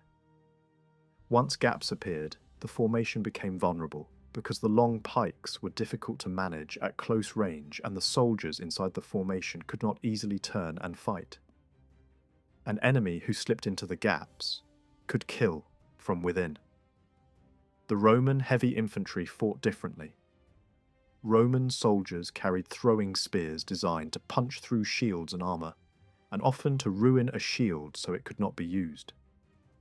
After the spear volleys, they fought with short swords, suited to stabbing and hacking at close quarters, backed by large shields. Their formation was less dense than a phalanx, but it was built for flexibility and for controlled movement. Roman units could rotate, reinforce weak points, and exploit openings faster. Roman organisation also mattered. Their infantry was arranged in multiple lines, with younger men forward and experienced men behind, leaving a reserve that could stabilise a crisis. That reserve could decide a battle when the first line faltered. By contrast, a phalanx often functioned as a single massive block, terrifying and powerful, but harder to adjust once committed. Other factors amplified Rome's advantage. Roman troops in this era often had extensive experience from long wars in the West. Their discipline and confidence were high. Their logistics and camp routines were efficient. They could move carefully, build defensible camps quickly, and keep supply problems under control. They also learned rapidly, adopting weapons and methods from enemies when those tools proved effective. Another force was shaping this war, and it had less to do with formations or supply lines than with reputation. Roman armies carried a fear that spread ahead of them. It lifted Roman confidence and weakened enemy resolve because opponents increasingly believed they were not facing a rival that fought by familiar rules, but a power that aimed to break resistance completely. Later generations would give this a blunt name: Roman savagery. Greek warfare, at least among many city-states, had developed habits that could look almost ceremonial. Victory was often about status as much as annihilation. Enemies were humiliated, pushed down the ladder of influence, and pressured into treaties. Mercenaries were frequently treated as a problem to be solved with money and persuasion as much as with steel, because buying loyalty could be cheaper than slaughtering it. Large massacres in the middle of battle were not the norm. The heaviest deaths tended to come after a line collapsed, when men fled in disorder and became easy prey, and when the victors, intoxicated by triumph, stripped the fallen of armour and weapons. Roman armies did not share that culture. Their political system rewarded decisive destruction, and even celebrated it. There was a tradition, not always enforced, but widely understood, that a commander needed a very high enemy body count to justify the honour of a triumph. Whether or not every general followed the rules strictly, the incentive was obvious. Victory was meant to be measurable in the enemy's dead. That attitude showed itself on battlefields. At Cynoscephalae, Macedonian soldiers raised their pikes upright in a recognized signal of surrender. But Roman troops continued killing until someone explained what the gesture meant. In many Roman units, surrender was not considered an option. Soldiers were trained to expect harsh dishonor and punishment if they abandoned their standards or broke ranks, and discipline could be enforced with terrifying examples. The message was clear. A Roman army was meant to fight through fear of its own consequences as much as hatred of the enemy. The Roman sword added to the aura. It was not just a tool. It was a symbol of what close combat against Rome could look like. It could thrust, and it could slash. It was built for brutal efficiency in the crush of hand-to-hand fighting, where an enemy's armour and shield might already be compromised by javelins. Contemporary descriptions dwell on the shock of what opponents saw afterward. Bodies cut apart in ways they were not used to seeing from the shorter blades and thrusting weapons common in Greek and Macedonian armies. Even hardened soldiers could be unnerved by the sight. Fear does not only live in the moment of contact, it spreads through stories, through rumour, through memory. For Rome, war was not simply a contest to win territory or honour in a season. It was increasingly pursued as a method of making sure an enemy could not rise again. Cities that resisted could expect sack and plunder. Defeat could mean enslavement, deportation, and the deliberate use of terror. These were not accidental byproducts. They were tools. The goal was to damage a society so severely that it would not dare to take up arms again. Romans often acted with the confidence of a state that believed it had deeper manpower reserves than any rival and could afford relentless wars of pressure and punishment. They did not assume compromise would naturally follow defeat. They assumed lasting obedience had to be engineered. After Magnesia, Antiochus, his heir Seleucus, and the royal household withdrew east, to Apamea in Phrygia, one of the centres of Seleucid power. Scipio Africanus, now recovered, joined his brother at Sardis, and there the Romans received envoys seeking peace. The terms were the same ones Antiochus had already been forced to consider, but now they were imposed with the authority of total victory. Antiochus had to pull back beyond the Taurus Mountains, abandoning Thrace and all of Asia Minor. He had to pay the full cost of the war, now set at a staggering 15,000 talents, with an immediate payment demanded up front. He had to compensate Rome's allies, especially Eumenes of Pergamum. He had to hand over specific individuals demanded by Rome, including Hannibal, who escaped before he could be seized and found refuge with Prusias of Bithynia. He also had to provide hostages, including one of his sons. Even the language used to dress the settlement had become familiar. Roman officials described the outcome as the liberation of Greek cities from Seleucid control.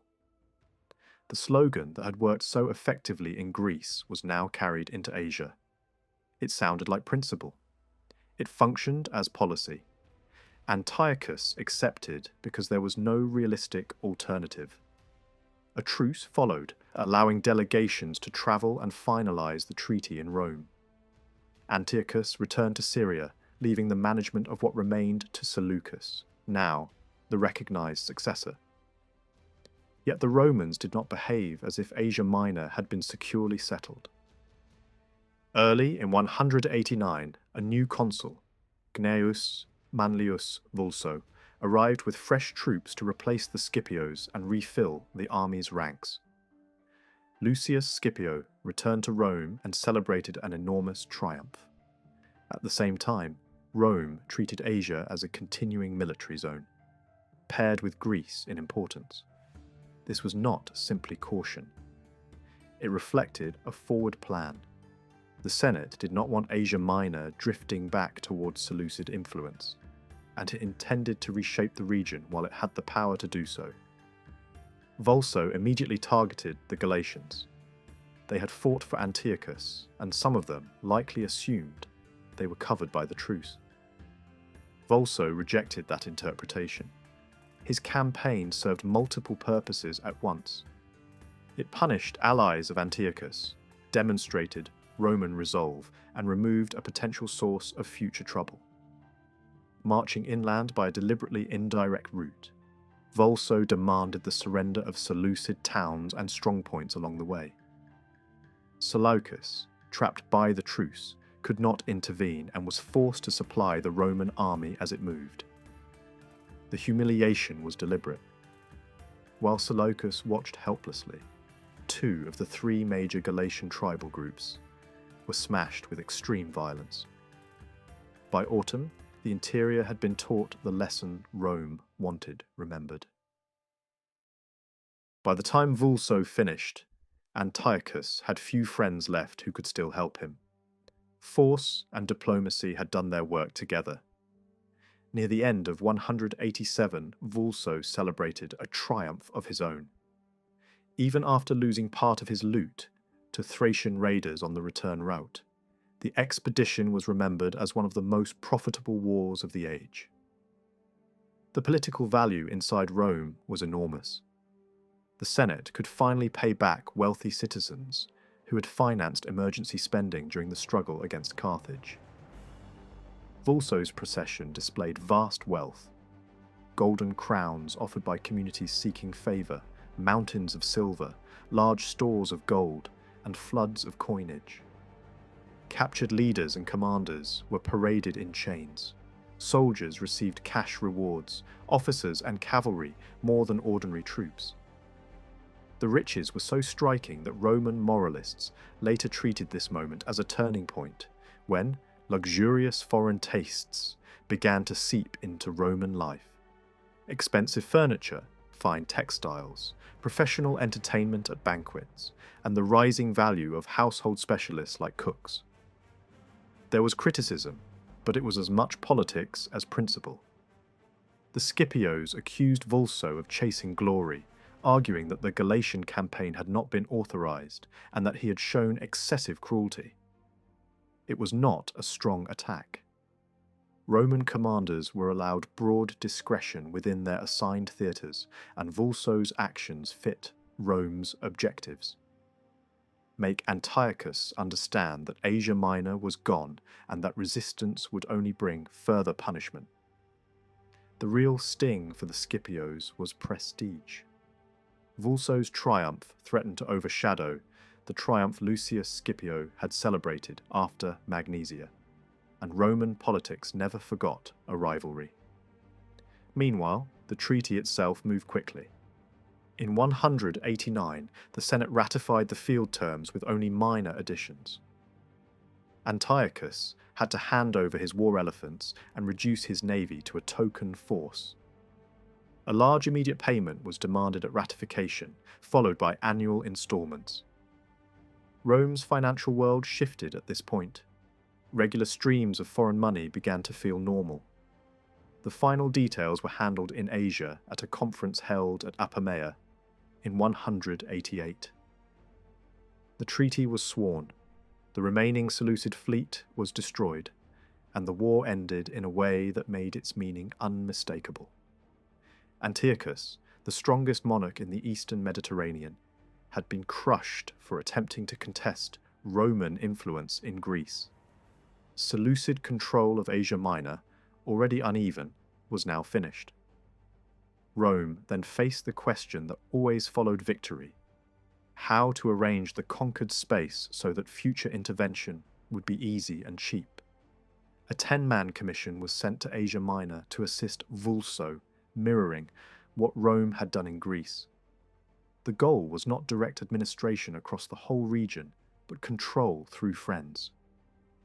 With Antiochus pushed out, the Romans could now dispose of Asia Minor's political landscape almost as they pleased.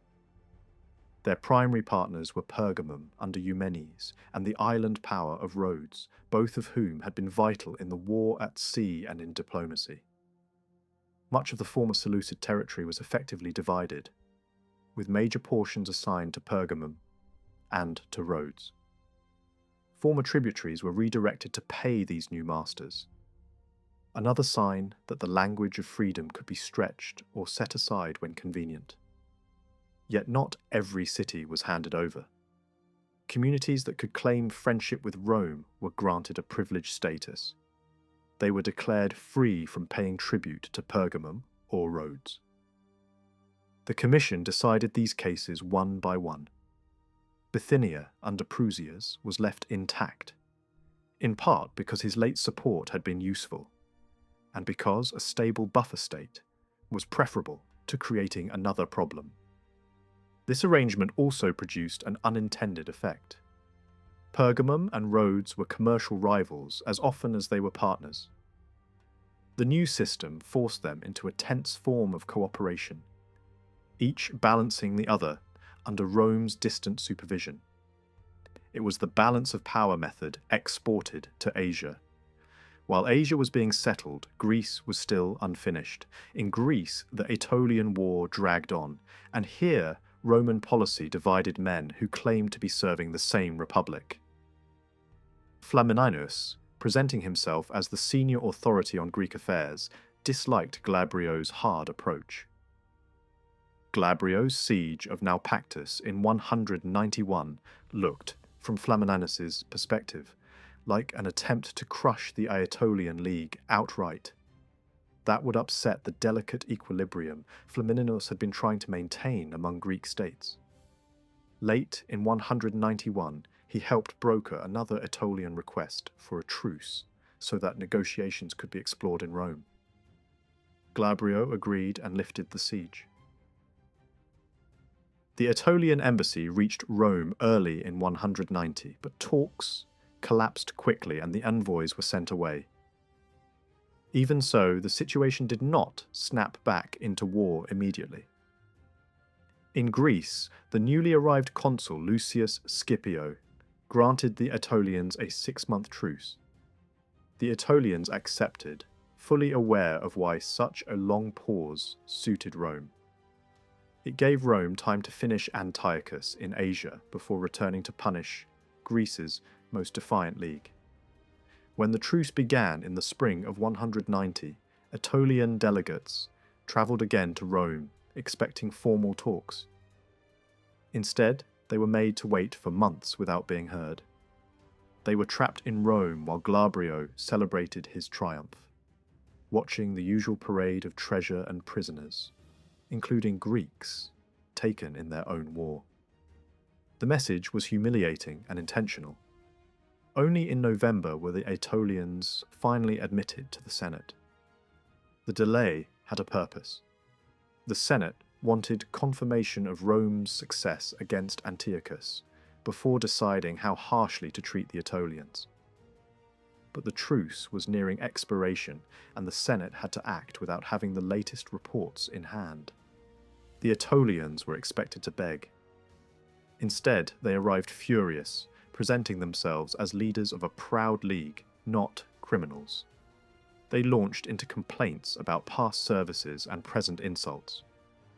When the question of surrender on Roman terms was raised, they fell into stubborn silence. The meeting collapsed. The envoys were ordered to leave Italy within 15 days. War in Greece resumed in 189. The new commanders were assigned by the normal lottery of provinces. Vulso received Asia, and Marcus Fulvius Nobilia received Greece. With forces already positioned across the Adriatic and further troops brought over, Fulvius commanded an army comparable in size to earlier Roman campaigns in the region. He also received naval assets and instructions to clear the island of Cephallenia of pirates. The island happened to belong to the Aetolian League. Even anti-piracy orders could be used as a political weapon. The Aetolians did not wait passively. As soon as their envoys returned with news of failure, they launched a bold winter offensive. They regained much of Athemania for Aminander and drove Philip's reduced army out of Dolopia and out of the Thessalian cities that had recently been recovered. For those cities, peace lasted only long enough for allegiance to flip once more. Believing they now had leverage, the Aetolians attempted another embassy to Rome. but the delegates were seized by Epirot pirates. By the time Rome ordered their release, Fulvius was already marching on Ambracia, and the moment for negotiation had passed. The siege of Ambracia became famous across the Greek world. Roman engineers brought overwhelming force. Multiple siege towers pressed against the walls at several points. The defenders responded with ingenuity. Cranes were built on the ramparts to drop heavy stones onto the towers. Night raids targeted Roman machines. When a section of wall collapsed, the defenders threw up internal barriers and fought in the breach. When the Romans turned to mining, the Aetolians dug counter-tunnels and drove the attackers out with choking smoke. It was a bitter contest of skill and endurance, and it entered Roman memory partly because a major poet of the age, Quintus Ennius, accompanied Fulvius and celebrated the siege in works that later generations spoke of, even though almost none of the lines survived. Ambracia finally gave in when Amminander, who had lived there until recently, was allowed to enter and persuade the defenders to stop suffering for a cause that could no longer be saved. While this was happening, Philip's son Perseus recovered Dolopia, and the Aetolians found themselves fighting on multiple fronts. Pressure came not only from Rome and Macedon, but also along the coast, where other forces attacked their positions. When the Aetolians approached Fulvius, again seeking peace, he set terms, and this time they accepted. The settlement that followed reduced the Aetolian League sharply. It included a cash payment spread over years, a formal acknowledgement of Roman dominance, and a rollback of Aetolian influence to the pre-war state. Key places were lost, including Ambracia, Delphi, and Oeniadae. Cephallenia was taken separately by Roman decision, and the takeover was not gentle. The main town resisted and was eventually sacked after a long siege through the winter. Oeniadae was returned to the Acarnanians. Ambracia, ruined by the war, was granted the label of a free city, a consolation that did not erase the damage already done. One of Greece's major leagues had been reduced to a secondary role. The strain of defeat pushed it toward internal conflict and decline. Quintus Ennius travelled with the consul Fulvius during the brutal siege of Ambracia, and by the standards of his age he was already a celebrity. What made him unusual was not only his talent, but his background. Many of the first big names in Roman writing came from parts of Italy where Greek language and Greek habits were everyday realities. Their first tongue might be Greek or Oscan or something else entirely, and Latin could come later. Ennius himself came from the far south, from Calabria, and he carried Greek culture into Rome almost like imported fire. He borrowed Greek patterns for nearly every kind of poem he wrote, even when he was celebrating Roman wars and Roman heroes. He presented himself as part of a Greek lineage, boasting that Homer's spirit lived again in him. He dismissed older Roman verse rhythms as rough and provincial, and claimed that bringing Greek forms into Latin opened an entirely new artistic world. That confidence paid off. Fulvius rewarded Ennius for turning military success into lasting fame. Ennius was granted Roman citizenship, and Fulvius also carried home a prize that mattered for culture as much as conquest, a statue group of the Muses taken from Ambracia. In Rome, it became the centerpiece of a new temple dedicated to Hercules in his role as patron of the Muses, built in the field of Mars. It was more than a building. It was a public signal that literature and learning could have a place in the capital's official life. It became a meeting point for poets and educated men, a space where artistic ambition could gather under the shadow of Roman power. Ennius was not alone. Other early writers occupied the same in-between world, acting as cultural translators, carrying Greek stories and styles into a Roman audience that was becoming hungry for them. Gnaeus Naevius a playwright from Campania, produced comedies and tragedies shaped by Greek originals, copying their plots and their rhythms while writing for Roman crowds. Another figure, Livius Andronicus, came from Tarentum, a strongly Greek city in southern Italy, and he built a career by adapting Greek material into Latin performance. There is a sharp irony at the beginning of Latin literature. One of the first great works in Latin was a translation of Homer's Odyssey, produced by a man who was Greek by origin and training. The birth of Latin literature, in other words, arrived through a Greek gateway. The stage mattered especially. Theatre exploded in popularity in the late 3rd century and kept growing into the 2nd. Festivals multiplied, public occasions expanded, and performances became part of the civic calendar. By the middle of the 2nd century, Rome could devote a large portion of the year to plays, and this was separate from private performances commissioned for elite events. A famous example comes later when one of Terence's major comedies was first staged at the funeral games of a great Roman commander. Drama had become so normal that it could serve both public celebration and a private memorial. Comedy, in particular, dominated.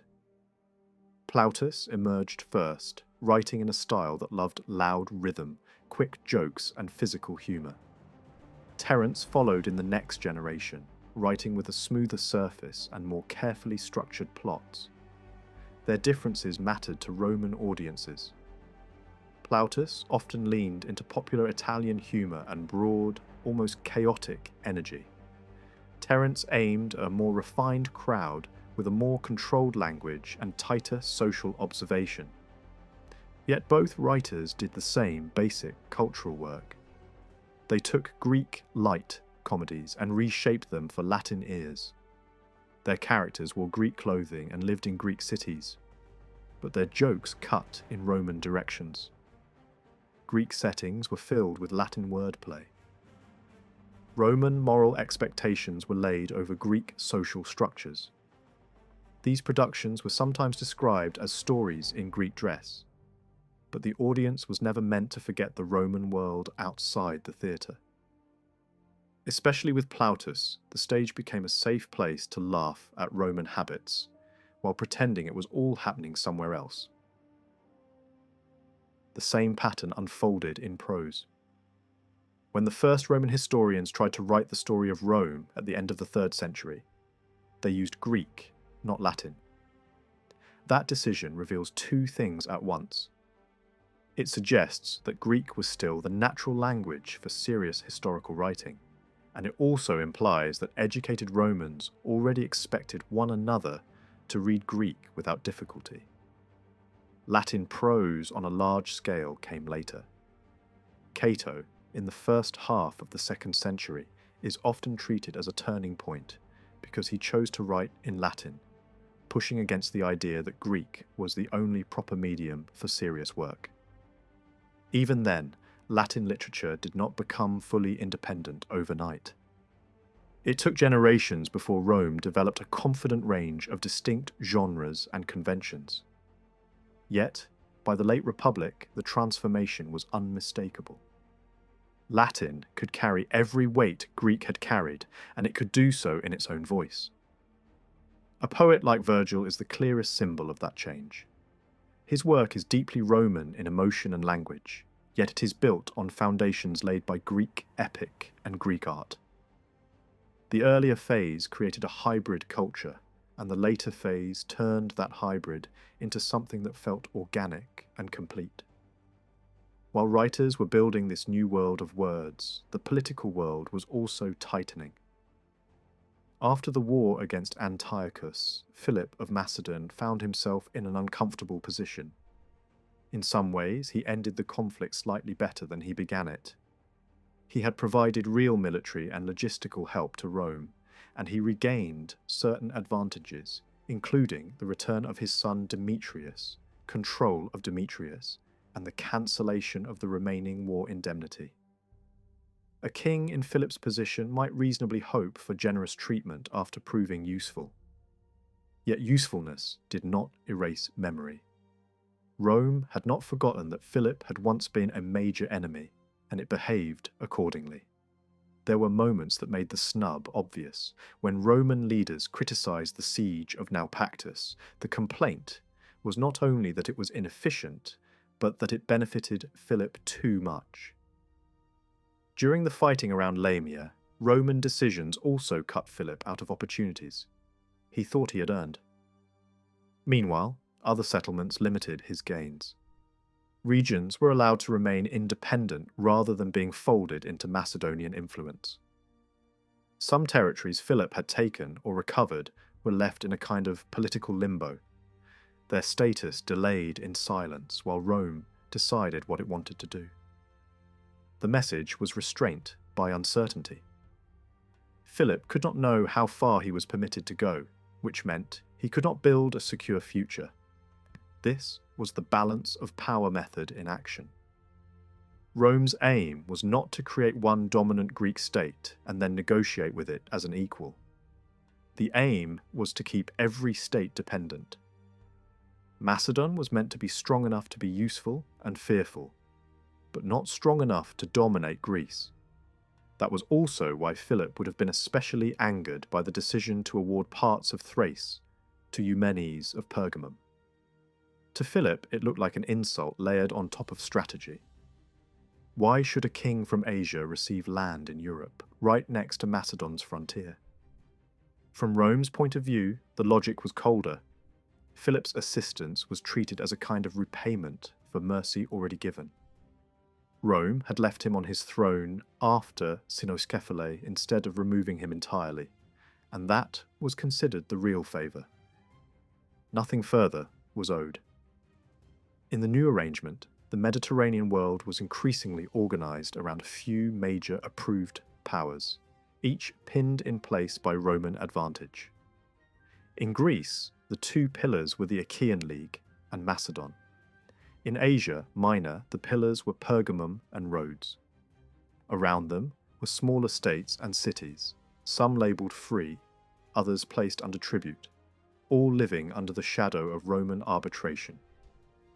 The arrangement looked like stability, but it was a stability designed for Rome's convenience.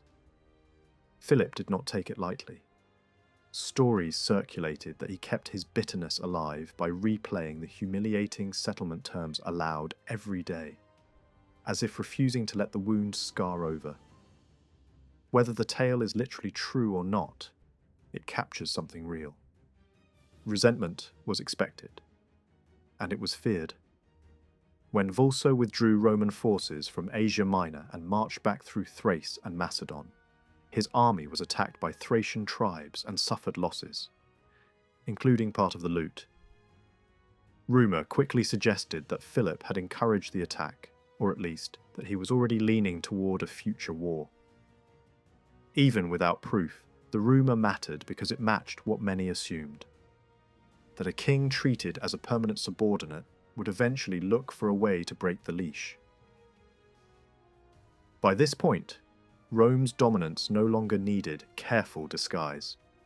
Within less than 20 years, Rome had defeated three major Mediterranean powers: Carthage, Macedon, and now the Seleucid kingdom.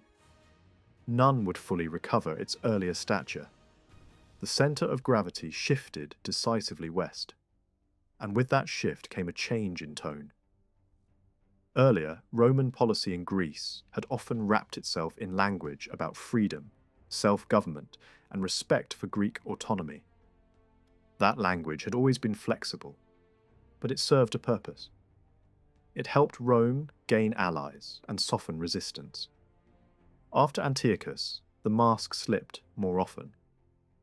Rome still used the same underlying method, building a balance of powers that relied on Roman approval. But it did not always bother to act as though Greek freedom was the main concern. Compliance mattered more than goodwill.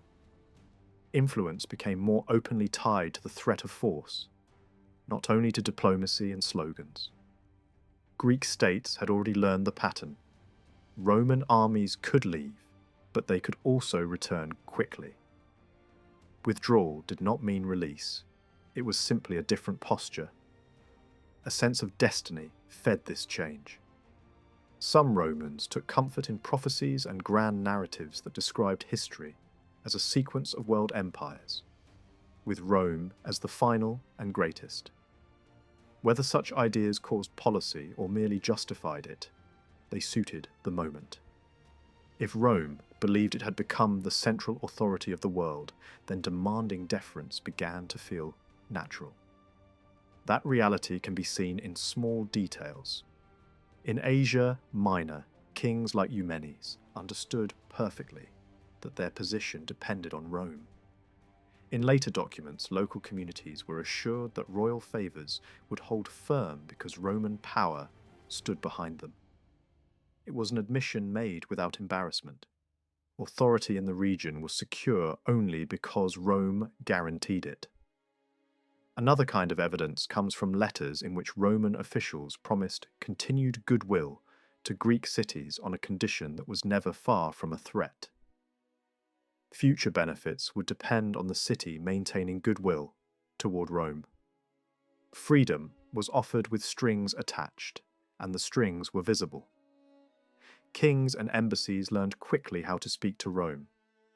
In the Senate, Eumenes presented himself as Rome's most loyal friend, emphasizing obedience and service, stressing again and again that his kingdom's greatness came from Roman generosity. These speeches were not pure submission, they were also tactical. But the tactic worked only because it matched what Rome wanted to hear. The new path to influence was not equality, it was deference. Over time, the performance became more extreme. Some foreign delegations approached the Senate in a posture of humiliation, even prostrating themselves before senators. Kings did it too, calling the senators saviors, as if Rome's governing class had stepped into a quasi-divine role.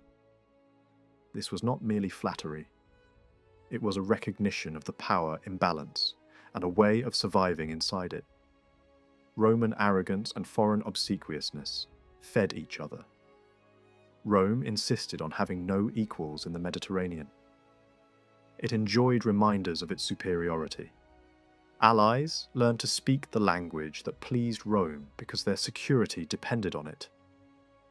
Later, historians could look back on figures like Eumenes with contempt, describing him as a king reduced to a caretaker of Roman conquests, burdened by taxes and insults until he resembled a servant more than a sovereign. That judgment is harsh, but it captures a reality. Rome's partners prospered only as long as they remained useful and obedient. Even in speeches attributed to Rome's friends, there is an awareness that domination did not require permanent garrisons. A Rhodian representative could claim that the gods had already granted Rome rule over the world, and argue that Rome could manage the East through authority and legal power, rather than occupation. The idea was simple. Rome had conquered by force, and now it could govern through the right to decide disputes, confirm borders, and label cities free or not free. The threat behind those decisions remained the same. If compliance failed, armies could return. Others said it even more bluntly. In the early stages of the conflict, spokesmen described the world as already subject to Rome's will. That was not just rhetoric, it reflected what many could see with their own eyes. Whether Roman soldiers were physically present or not mattered less than the knowledge that Rome could appear, punish, and reorganize at will. In the new Mediterranean order, direct rule was only one option. Submission to Rome's status, enforced by the possibility of reinvasion, could achieve the same result. During the Syrian-Aetolian War, Rome did more than defeat an enemy coalition in Greece. Step by step, it pushed its reach into Asia Minor while also tightening its hold over the Greek world. Asia Minor sat farther away, on the outer edge of Rome's attention, while Greece lay closer, easier to watch, easier to pressure, and quicker to reach with ships and legions.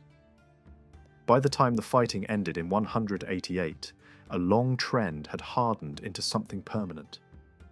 the Eastern and Western Mediterranean were no longer separate arenas. They were becoming one interconnected system, and Rome stood at its centre. From that point on, nearly every major question in the Eastern Mediterranean, security, borders, alliances, disputes between cities, gravitated toward Rome. The very act of seeking Roman advice or Roman help placed states and kings in a subordinate position, orbiting around a power that could decide whether to answer them or ignore them. Greek states still dealt with each other, of course. They were neighbours, rivals, partners in old leagues, bound together by geography and tradition. They still met in assemblies, negotiated at conferences, and occasionally fought. But the biggest decisions, the ones with wider consequences, increasingly ended up before Roman officials. Rome became the court of appeal and the final referee. At the same time, it kept intervening in smaller local matters whenever it suited Roman interests, sometimes to punish, sometimes to stabilize, sometimes simply to remind everyone that Rome could step in. This kind of selective Machitelство worked precisely because it was unpredictable. Petitioners never knew when a complaint might bring a commission of Roman envoys, or when it might be dismissed. That uncertainty encouraged more petitions, not fewer. Yet Rome held this imperial position in a way that looked unusual compared to later empires. It did not immediately turn Greece into a permanent province with a standing army, a fixed bureaucracy, and routine tribute. Instead, Roman leaders refined a set of tools that allowed control from a distance. One of the strongest tools was not a fortress or a tax office, but a diplomatic concept: friendship. In the modern world, states still talk about friendship. Ancient diplomacy leaned on the idea even more heavily. For centuries, elites around the Mediterranean had maintained cross-border bonds of ritual hospitality and mutual obligation. A Greek aristocrat might treat a foreign noble as a protected guest friend, with expectations of help and loyalty that could last for generations. That mentality made it easier to extend the language of friendship to relationships between communities and powers. In that older way of thinking, it was often not a state as a territory that formed relationships, but a people as a collective body. The Romans and the Athenians, the Romans and the Rhodians, the Romans and the Achaeans. Seeing politics in terms of peoples rather than borders made friendship feel natural, even when the relationship was unequal. A community could become a friend of Rome in several ways. A formal treaty alliance was one route, but in the Greek world, Rome did not always rely on treaties at first. There were major agreements with key players, including the Achaean League, and peace settlements with defeated enemies such as Philip, the Aetolians, and Antiochus. But many other relationships remained informal. Rome kept track of who had been admitted into its circle, and the Senate carried an unspoken sense of what friends were supposed to do, even if nothing was written down as a contract. This approach differed from places where Roman officials judged local societies to be politically uncivilized, and therefore needed direct supervision. In Greece, cities already had institutions, assemblies, courts, and a dense political culture. That made it possible for Rome to lean on existing structures, and often to govern indirectly through allied powers such as Pergamum and Rhodes. Friendship could also grow out of cooperation, helping Rome in war, supporting Roman diplomacy, supplying ships or provisions, providing intelligence, or simply aligning with Roman goals could push a state into the category of friends. Even surrender could sometimes lead to a kind of protected status because there was an assumption, at least in some cases, that the dominant power would not impose demands so extreme that the surrendered community could not survive. Underlying this was a familiar model from social life. In Roman society, unequal friendships were common. The weaker party owed services, deference, and support. The stronger party offered protection, influence, and favours. The same logic carried over into international politics. Friends of Rome were expected to be loyal and useful. They were expected not to threaten Roman security and to contribute to Roman campaigns when asked, whether by sending troops, money, supplies, ships, or advice. Refusal or even hesitation could be treated as bad faith. Rome preferred the help to be offered voluntarily because unsolicited assistance signalled the right attitude. Friends were also expected to act as stabilizers, to mediate quarrels, discourage wars that might disrupt the wider peace, and consult Rome before taking extreme measures. In return, friends enjoyed privileges. They could send envoys to Rome freely to plead a case or report a threat. Those outside the circle often faced obstacles, delays, restrictions, or the need to obtain permission from Roman commanders closer to home. In wartime, special truces might be arranged to allow travel. A common workaround for an outsider was to persuade a friend of Rome to carry a message on their behalf. Because friends had easier access and higher credibility. There were even symbolic boundaries that expressed the hierarchy. Roman tradition distinguished the civic space of Rome from the outside world in ways that affected diplomacy. Recognized friends could be welcomed in with formal respect, while others might be left waiting, sometimes intentionally, as a calculated slight.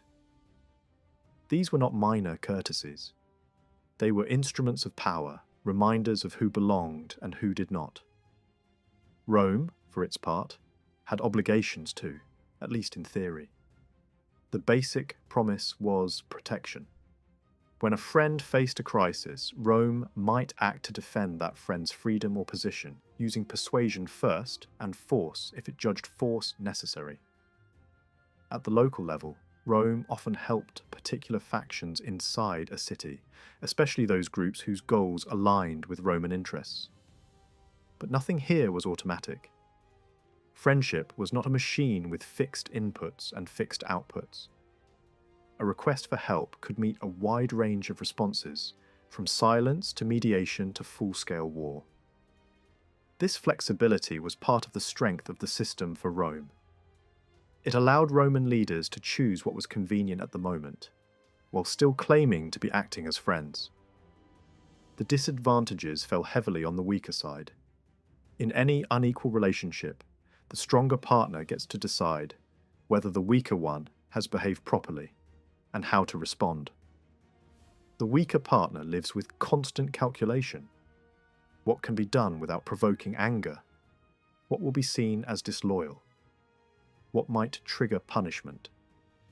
Even when Rome had no troops nearby, the fear of what might happen if Rome did send troops could shape behaviour. In that sense, fear became a cheap method of rule. The more unpredictable Rome was, the more effective it could be as a distant master. Inconsistency itself became a weapon. It kept allies and rivals guessing, and that uncertainty produced caution. This is where the language of freedom mattered. When Roman leaders proclaimed Greek freedom, the phrase sounded generous, but it carried an implicit hierarchy. A gift creates a relationship of obligation. The giver stands above the receiver. By presenting itself as the source of Greek freedom, Rome turned many communities into subordinate partners who owed gratitude and restraint. The rhetoric continued even when practice undermined it, because the rhetoric itself strengthened Rome's position.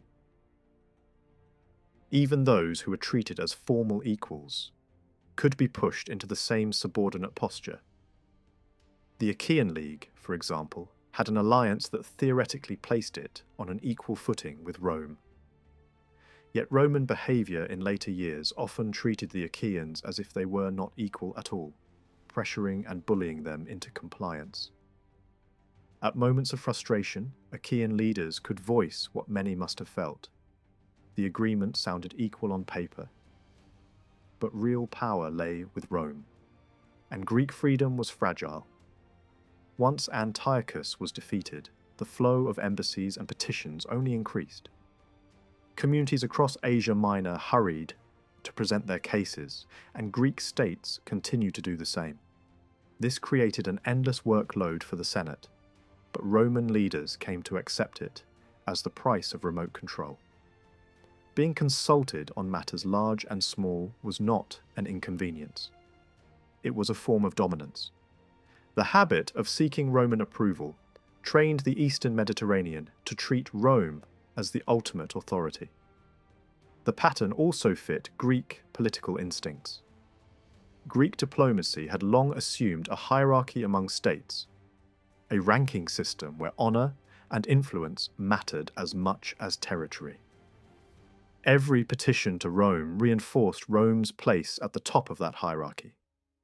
Even when petitions were driven by self-interest, and they almost always were, they still strengthened Roman superiority. Rival cities could use Rome as leverage against neighbors, feeding the Senate information designed to sound alarming. A complaint could be framed as a threat to regional stability, or as a dangerous imbalance that needed Roman attention. Because balances of power can be fragile, Rome frequently responded by sending investigative missions. These delegations of Roman envoys did not always bring soldiers, but they brought something nearly as effective: the reminder that Rome was watching and could intervene. The regular appearance of Roman envoys became another tool of control. Major states, and even minor ones, were repeatedly forced to acknowledge their place in the system. They were reminded of obligations and warned against overstepping.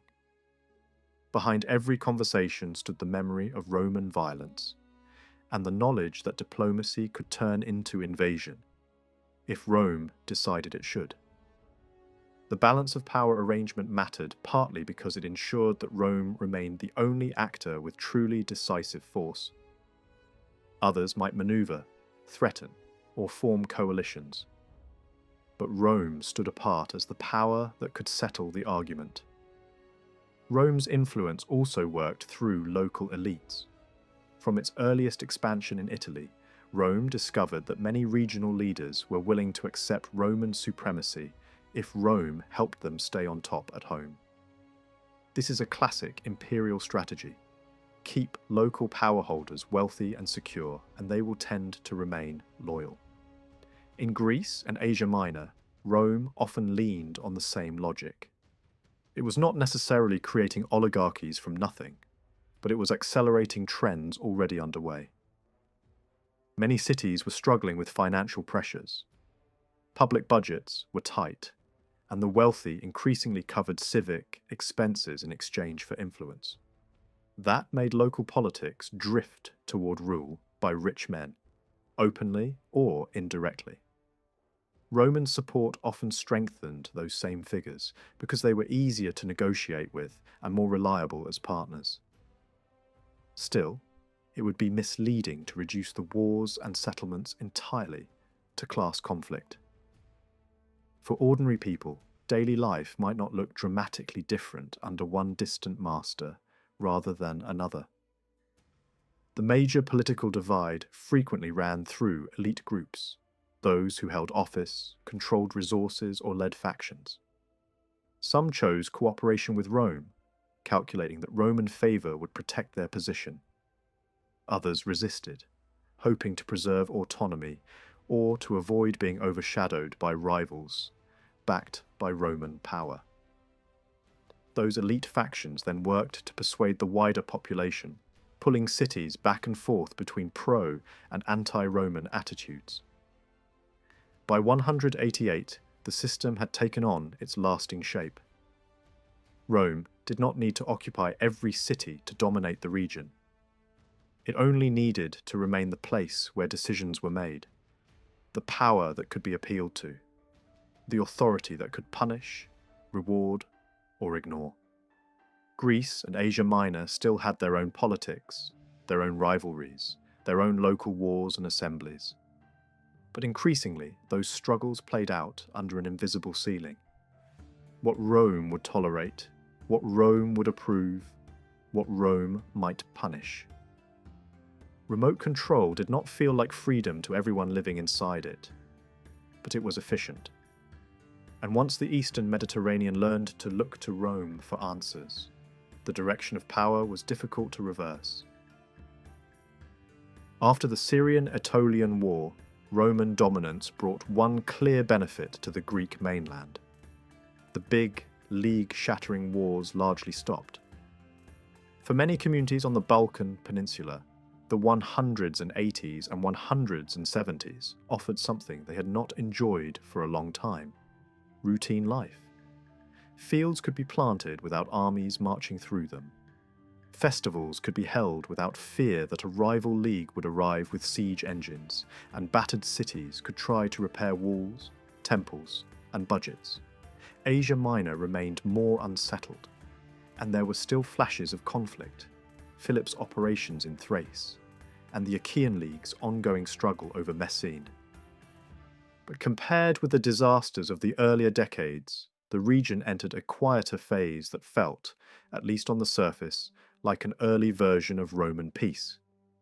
After Rome withdrew its armies from Greece, peace looked stable on the surface, but tension steadily grew.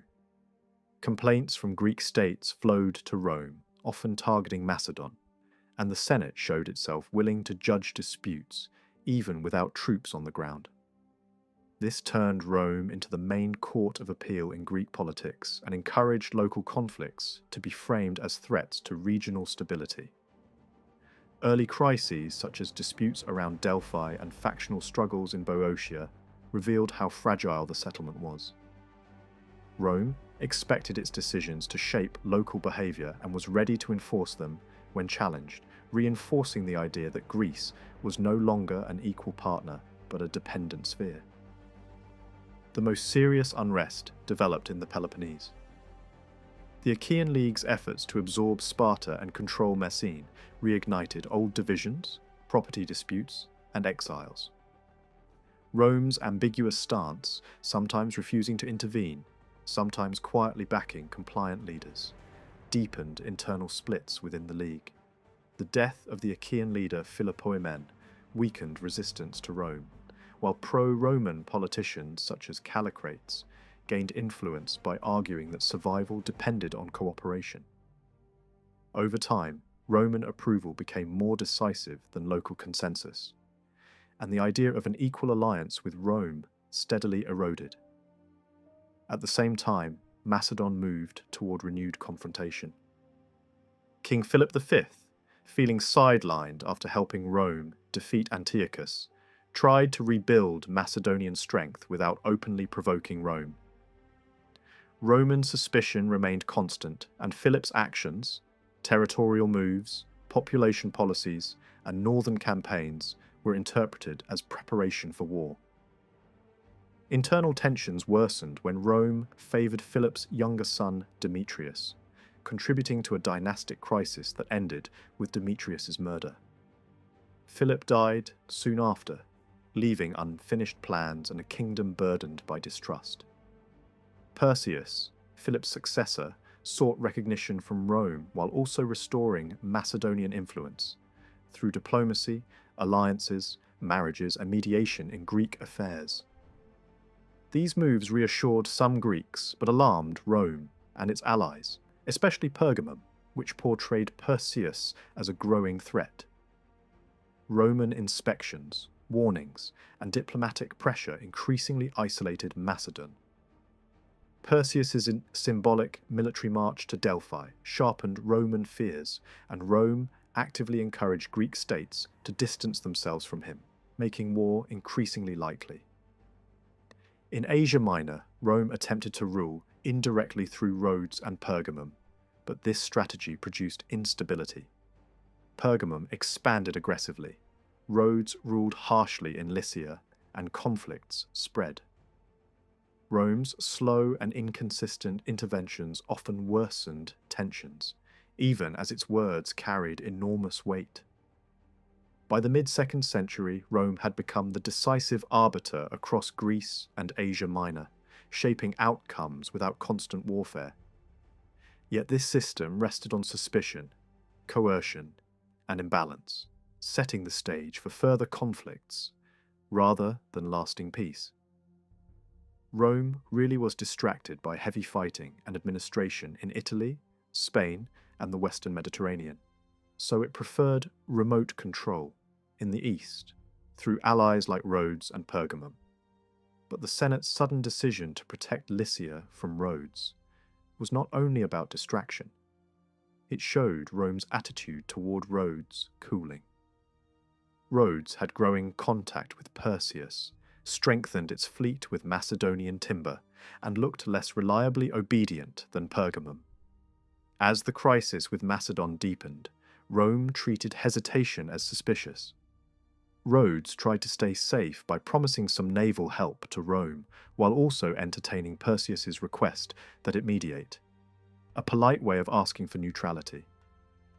In Rome's new political climate, neutrality itself was risky, because Rome increasingly demanded clear alignment.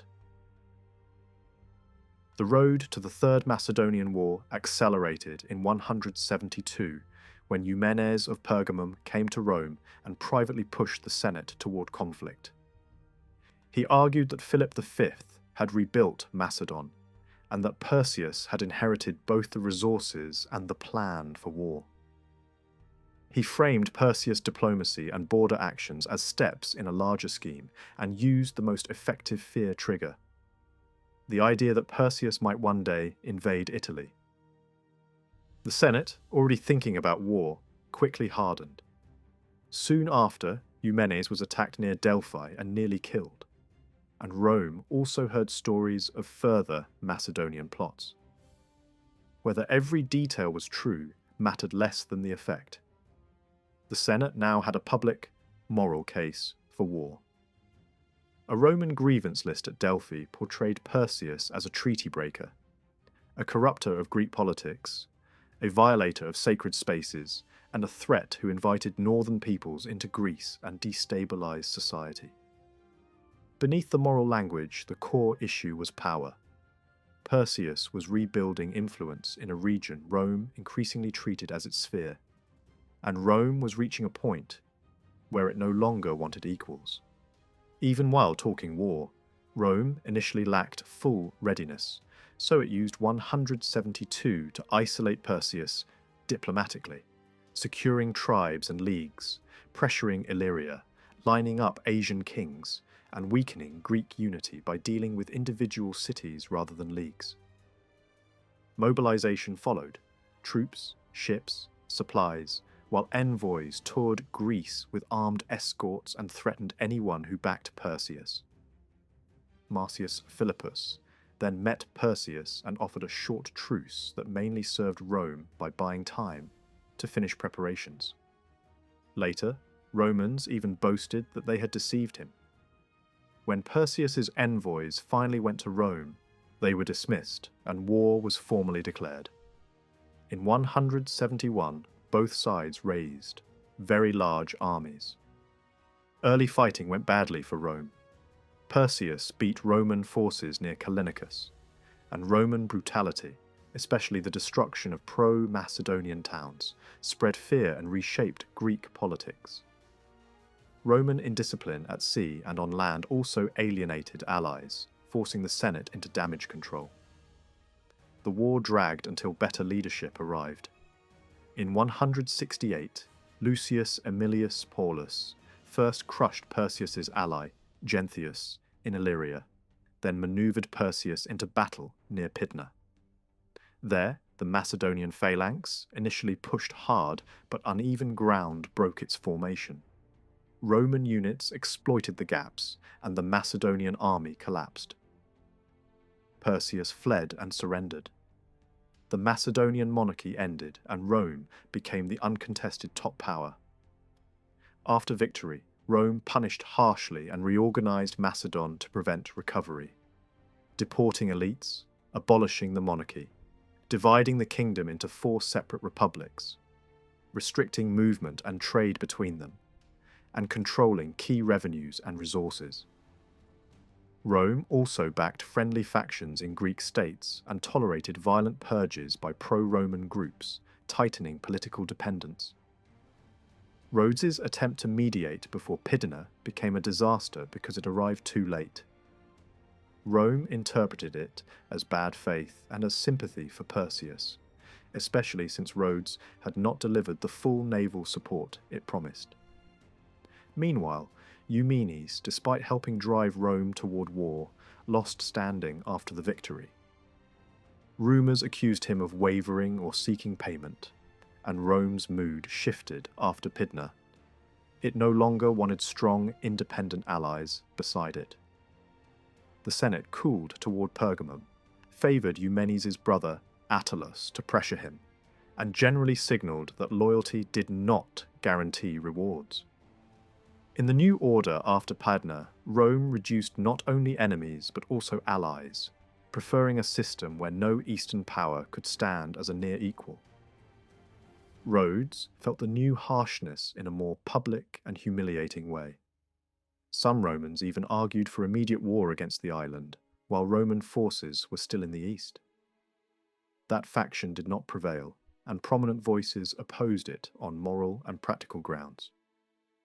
But the fact that it was seriously discussed showed how far trust had collapsed. After the Macedonian War, Gaius Popilius Laenus stopped at Rhodes while travelling on to Egypt. The Rhodians, desperate to prove loyalty, took a grim step. They voted to execute the leaders of the pro-Macedonian faction. Those who could not bear the prospect killed themselves first. Others were put to death. It was a brutal attempt to purchase safety with blood. Like other Greek states, Rhodes also sent envoys to Rome with congratulations after Pydna, hoping ceremony might soften anger. Instead, they were refused an audience and denied even basic hospitality, told bluntly that Rhodes was no friend of Rome. The Rhodians tried abasement, falling prostrate before the Senate in a posture meant to erase suspicion. It did nothing. Rome punished Rhodes by stripping away most of the territories it had gained after the Syrian-Aetolian conflict, cutting into the island's influence and income. Economic pressure followed political humiliation. Rome turned Delos into a free port under Athenian supervision. The official reasons were framed in commercial terms: a freer hub to speed Mediterranean trade, with Delos quickly becoming a major centre for the slave market. Even if the move was not designed solely to cripple Rhodes, it did real damage. Rhodian revenues fell sharply, though exact figures were contested and likely exaggerated in debate. Rhodes kept its role in brokering eastern Mediterranean grain because Delos lacked a harbour suitable for the largest transport ships. But many merchants now had an attractive alternative and could bypass Rhodian controls. On top of that, Rome's hostility weakened Rhodes's reputation abroad. Traders and cities noticed who stood in Rome's favour and who did not. Athens, meanwhile, was rewarded. It gained Lemnos, and the farmland of the destroyed city of Haliartus became an Athenian enclave in Boeotia. Athens was not being elevated because it could challenge Rome, but because it could be strengthened without becoming dangerous. Rome was shifting from a system of a few robust powers to a landscape of many weaker ones. That kind of settlement made resistance harder to organise and easier to punish. The treatment of Rhodes and Pergamum was meant to be theatre as much as policy, a demonstration that Rome could humble major states without even going to war. In the years after Pydna, Rhodes repeatedly asked for a formal alliance treaty, not because it suddenly loved dependence, but because it wanted certainty and a defined place in the new order. The Senate refused again and again. Rome no longer saw partners as equals. Only later, once the lesson had been absorbed, did Rhodes receive an alliance at all, and even then it was written on unequal terms and allowed Rome broad room to interfere. Eumenes adapted more quickly. The rebuff in Rome taught him the behaviour expected of a subordinate ally, and he chose survival over pride, preferring to keep Pergamum intact rather than provoke Rome into cutting it down. The change in Rome's posture becomes even starker when set against earlier promises. In 196, Titus Quinctius Flamininus had proclaimed Greek freedom to a cheering crowd, declaring the Greeks free of Macedonian control and free of Roman rule, able to govern themselves and shape their own futures. 3 decades later, the reality looked very different. In a single generation, Rome moved from careful benevolence, however self-interested, to a far harsher order: forced settlements, coerced political reshaping, and violence on a scale that shattered communities. Indirect influence hardened into imposed regime change across Greece, Macedon, and Illyria. The polite language of liberation remained, but the assumption underneath it was domination. Victory changed Rome's self-image. Success bred a sense of inevitability. After triumphs in both West and East, Roman leaders began to speak and act as if expansion could not be stopped. Even the meaning of imperium evolved alongside events. Once it referred mainly to the authority granted to magistrates to carry out their duties. Over time, it gained a geographic sense, referring to the places and peoples under Roman control. The imperium of the Roman people was becoming, in practical terms, an empire.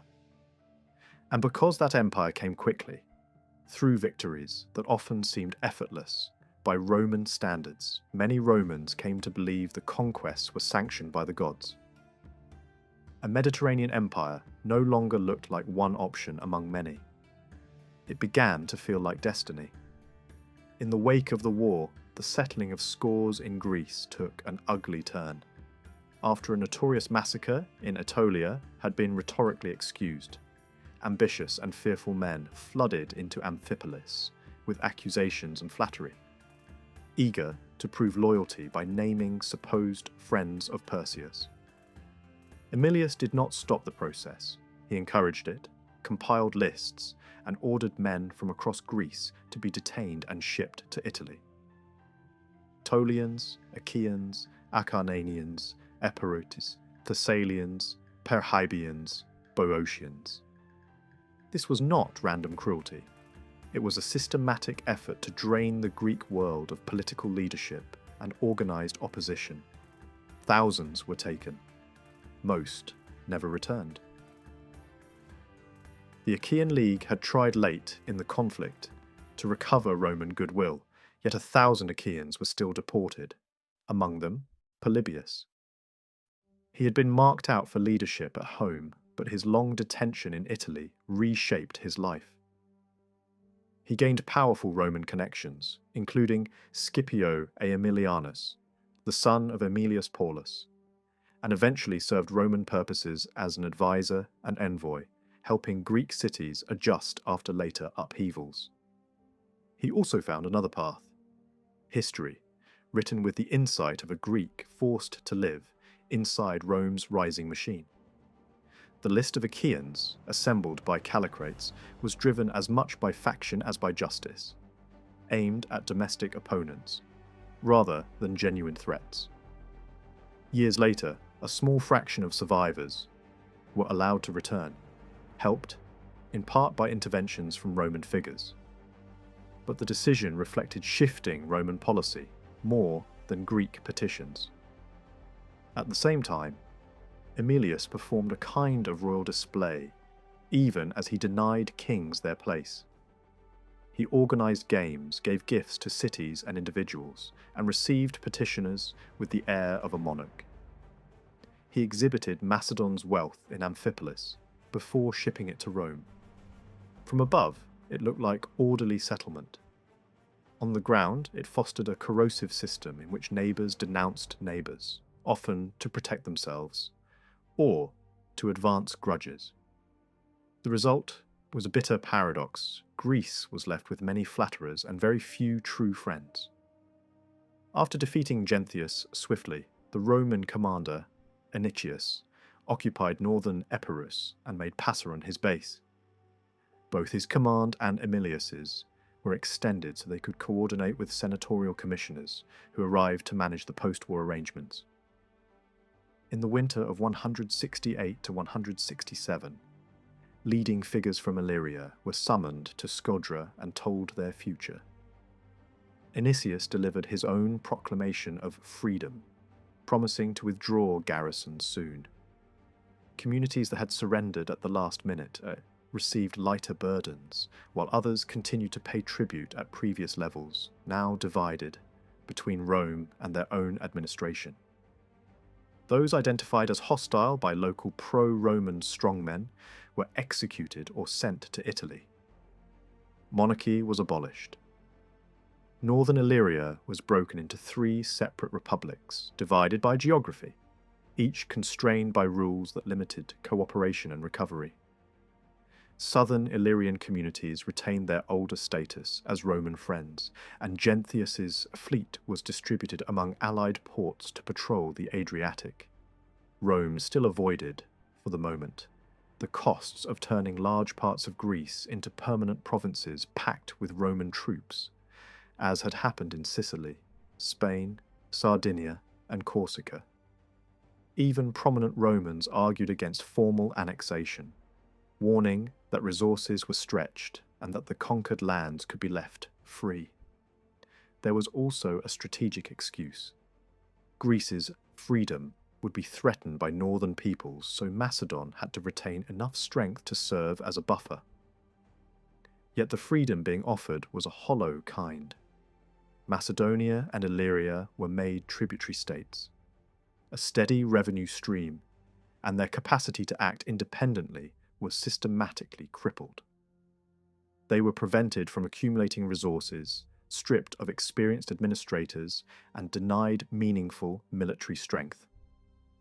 Their monarchies were removed by force and replaced with oligarchic structures that suited Roman oversight. The language of freedom survived, but the purpose was clear: to make these societies too weak to resist and too dependent to ignore Rome.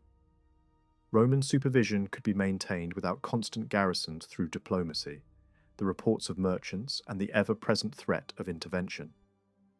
Freedom had been granted, and Rome wanted it understood that it could also be withdrawn. If Rhodes and Pergamum could be punished without lifting a sword, what fate awaited the Molossians, who had actually backed Perseus?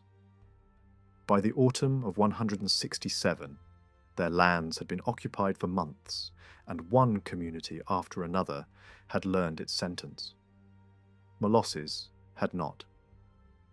Whatever was coming would not be gentle. Emilius marched into Epirus and informed Antiochus, stationed nearby, that no action should be taken when events began, because he carried direct orders from the Senate. The troops were to be allowed to enrich themselves from the Molossians and other Epirot communities that had sided with Macedon. Emilius then sent officers throughout the region, announcing that Roman garrisons would soon leave and that freedom was at hand. The announcements were a trap, calming towns into complacency. Next, he demanded that public and private valuables be gathered in central locations, presented as the price of pardon. Then, Roman detachments arrived under arms, ostensibly to collect the treasure. Once they had control, the restraint vanished.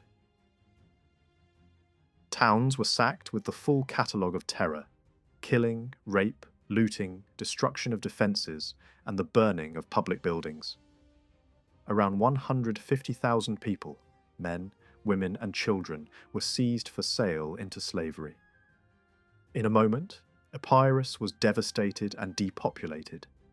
Its economy shattered, its league broken.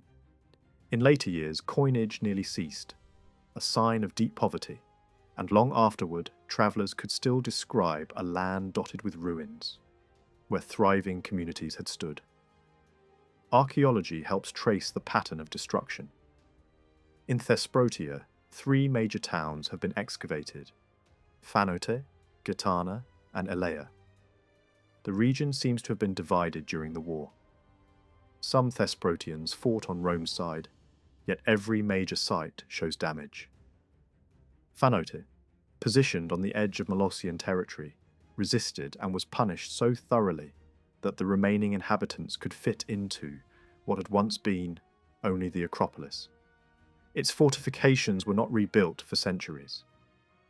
Gitana lost its public buildings and walls, and only part of the settlement was reoccupied later. Elia was hit hardest and was never inhabited again. When written sources mention the Sprotians fighting for Rome and the physical evidence shows towns destroyed regardless, it becomes difficult to avoid the conclusion that the violence did not neatly separate friend from foe. It may also reflect the influence of local power brokers who could steer Roman anger toward enemies and away from allies. One such figure looms in the background. Charops of Chaonia, described by hostile observers as brutal, unscrupulous, and for a time effectively dominant in Epirus after the war. His own homeland appears to have been spared, suggesting that personal networks and vendettas mattered alongside Roman policy. Stories also claim that 70 towns were sacked, a number that does not fit neatly with the actual settlement pattern of Molosses and its allies. That mismatch hints at a broader intention. Not a careful punishment of specific culprits, but a scale of terror meant to crush a resistance, force submission to a favoured local regime, and frighten the wider Greek world into obedience. Later, political thinkers would argue that empires sometimes conclude there is only one secure way to hold a rebellious province. Destroy enough of it that rebellion becomes unthinkable. This operation also stands out for another reason. It was the largest slave seizure Rome had yet carried out, and it appears to have been ordered by the Senate itself rather than left to a commander's judgment. That suggests calculation as well as vengeance. In Italy, economic change was accelerating. Wealthy families were buying up land, reshaping agriculture into large estates and labour-intensive production. And the expanding supply of slaves from Spain, Africa, and Greece made such projects more feasible. If disease in the period had also reduced the slave workforce, the demand for new labour would have been urgent. A century later, Roman writers could still treat Epirot slaves as a recognisable category, valued because they were often taken in family groups, which made them easier to manage. In some cases, those uprooted families endured across generations, enslaved, far from home but still bound together. When the commanders returned to Rome, they did so in triumph. Anicius displayed Genthius in chains, along with the Illyrian royal family, and poured a vast sum into the public treasury. Genthius was then confined in Italy, where later tradition even pointed to a tomb said to be his. Yet Anicius's celebration was overshadowed by Aemilius's, which became legendary. Aemilius delivered such wealth to the treasury, and Rome now possessed new streams of regular income, that the Senate made a dramatic gesture. It cancelled ordinary direct taxation of Roman citizens indefinitely. Even his soldiers grumbled that they had not been paid enough, but the complaint rang hollow because their bonus had been generous. What made the story even more powerful was the claim that Aemilius enriched himself not with money, but with reputation, distributing booty to his men and the state rather than hoarding it. His triumph lasted 3 days, heavy with spectacle. Macedon had been rich, and its kings had long sponsored Greek art, now that wealth was paraded through Rome as proof of conquest. The first day showcased art and luxury objects, wagon after wagon. The second day displayed captured arms and armour, arranged to look as if they had been dropped on a battlefield, followed by an immense mass of silver goods, bullion, and coin carried by thousands of men. Near the end of that day came a particularly pointed symbol, Perseus's ceremonial chariot, bearing his arms and armour, topped by the simple diadem of kingship.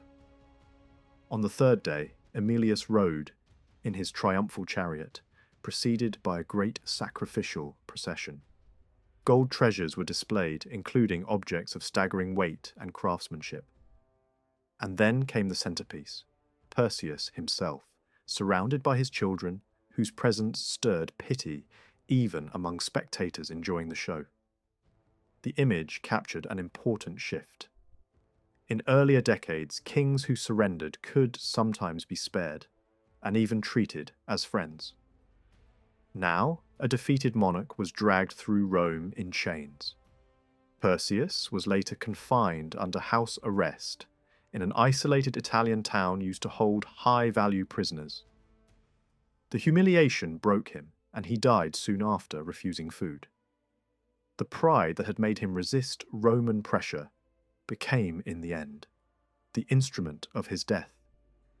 If Emilius's parade expressed power through wealth and dignity, Anicius's had an unsettling cultural edge.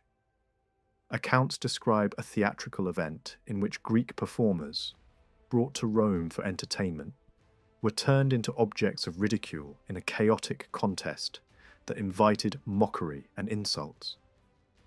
Whether the details belong exactly to that year or to a later moment, the episode points towards something larger: the question of Greek culture and Roman identity, and the uneasy blend of admiration and contempt that Rome increasingly displayed. Greek and Roman worlds had touched for centuries. Trade connected them deep into the past. Greek religious practices and deities had entered Roman life gradually, sometimes through crisis, sometimes through political choice. Greek words seeped into Latin early. Roman tradition even claimed Greek influence on the earliest law codes. There were diplomatic contacts long before Rome marched east with legions.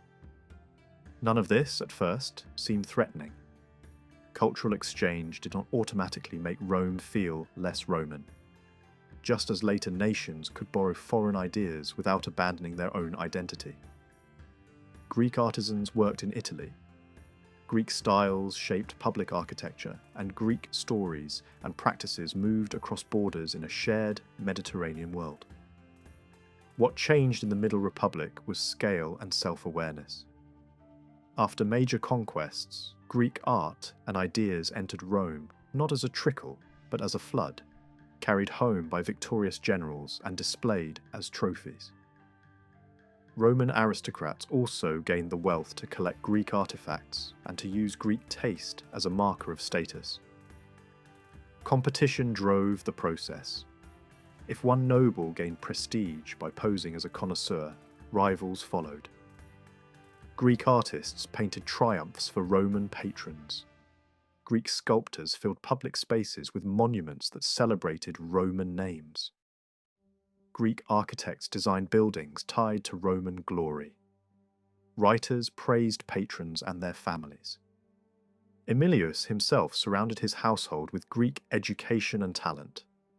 Over time, Greek teachers and philosophers became fixtures in elite Roman life, and by the late 2nd century, education in Rome was largely in Greek hands. A later Roman poet would capture the paradox with a sharp phrase: Greece, though conquered, conquered the conqueror through art. Yet admiration carried a shadow. Some Romans felt culturally inferior before Greece's long tradition, and that discomfort often produced a compensating posture of superiority. Greeks could be celebrated as brilliant and still treated as contemptible. The past could be respected while the present was dismissed. Roman elites could enjoy Greek leisure in private while speaking of Greeks, with scorn in public. Even the act of collecting Greek masterpieces could imply dominance, as if Rome had become the rightful guardian of Greek heritage, because Greeks were no longer trusted to protect it. That attitude encouraged plunder and rationalized it. Rome also began to apply to Greeks a set of stereotypes that Greeks themselves had once aimed at the Eastern world. Softness, emotional excess, luxury, servility. Greek theatres and gymnasia, with practices that offended Roman sensibilities, became targets for moral outrage. Some Romans claimed that Greeks lacked the Roman qualities of seriousness, discipline, and weight of character. The contradiction was constant. Greek skill was useful. Greek learning was impressive. Yet Greeks were attacked as morally unreliable. Part of this may have been shaped by the Greeks. Many Romans met most often slaves, hired specialists, and diplomats, people whose survival depended on deference and, at times, flexible truth. Cato the censor is often presented as the loudest voice against Greek influence, but his position was not simple. He was educated and knew Greek culture, yet he attacked it fiercely and warned his family against it. His anger seems to have focused as much on Romans who adopted foreign manners as on Greece itself. What he defended was an ideal of early Rome: austere farmers, severe morals, frugality and public duty. In practice, Rome could not return to that world because victory had already transformed the city. Greek culture made it urgent for Romans to define what Roman identity meant on a larger stage, and many insisted that Rome's moral superiority explained its military success and its divine favour. From that perspective, rule over Greece could be treated not as a conquest, but as proof that Rome deserved to rule. Sometimes the assertion of control took the form of public crackdowns. The Senate brutally suppressed a cult of Dionysus, claiming moral corruption. But the deeper anxiety appears to have been political. A movement spreading without senatorial sanction, creating loyalties that could compete with civic religion and citizenship. Similar fears surrounded the destruction of foreign philosophical writings, said to have been discovered in Rome, and the periodic expulsion of philosophers and teachers of rhetoric, even while individual senators privately hired Greek intellectuals. The pattern reveals tension rather than consistency. Greek learning was prized, but Greek influence was also feared as destabilizing. Even in art, Rome borrowed while reshaping. A striking example is the development of lifelike portraiture that emphasized age, scars, and imperfection rather than ideal beauty. Many of the artists were Greek because Rome did not yet have a strong native tradition of high art, and sometimes even treated art as an unsuitable profession for Romans. But the commissions were Roman, and the message was Roman. No flattering fantasy, just the hard face of service and experience. Wrinkles were displayed like medals, suggesting a class of men forged by war, politics, and duty. Greek skill was harnessed to Roman self-presentation. Over time, the process became less like switching between two separate cultures and more like grafting one onto another. Rome did not stop being Rome. It absorbed Greek forms and made them part of Roman life. The city became fluent in both worlds, not only in language, but in taste, education, and public display. Greek influence exposed how thin Rome's own written tradition had been in certain areas, pushing Romans to create new literature and new cultural forms at higher levels than before. Hellenization and Romanization moved together, each feeding the other in a constant, evolving transformation. Throughout all of this, the power relationship never disappeared. Rome's embrace of Greek culture did not cancel Rome's dominance over Greek peoples. In many cases, it sharpened it. Greek artifacts displayed in Roman spaces became quiet symbols of control. Greek experts in Roman households became tools of Roman competition, and Greek states, whether punished, humiliated, or rewarded, learned that the new Mediterranean order was not built on equal alliances. It was built on Rome's victories, Rome's decisions, and Rome's insistence that the world adjust.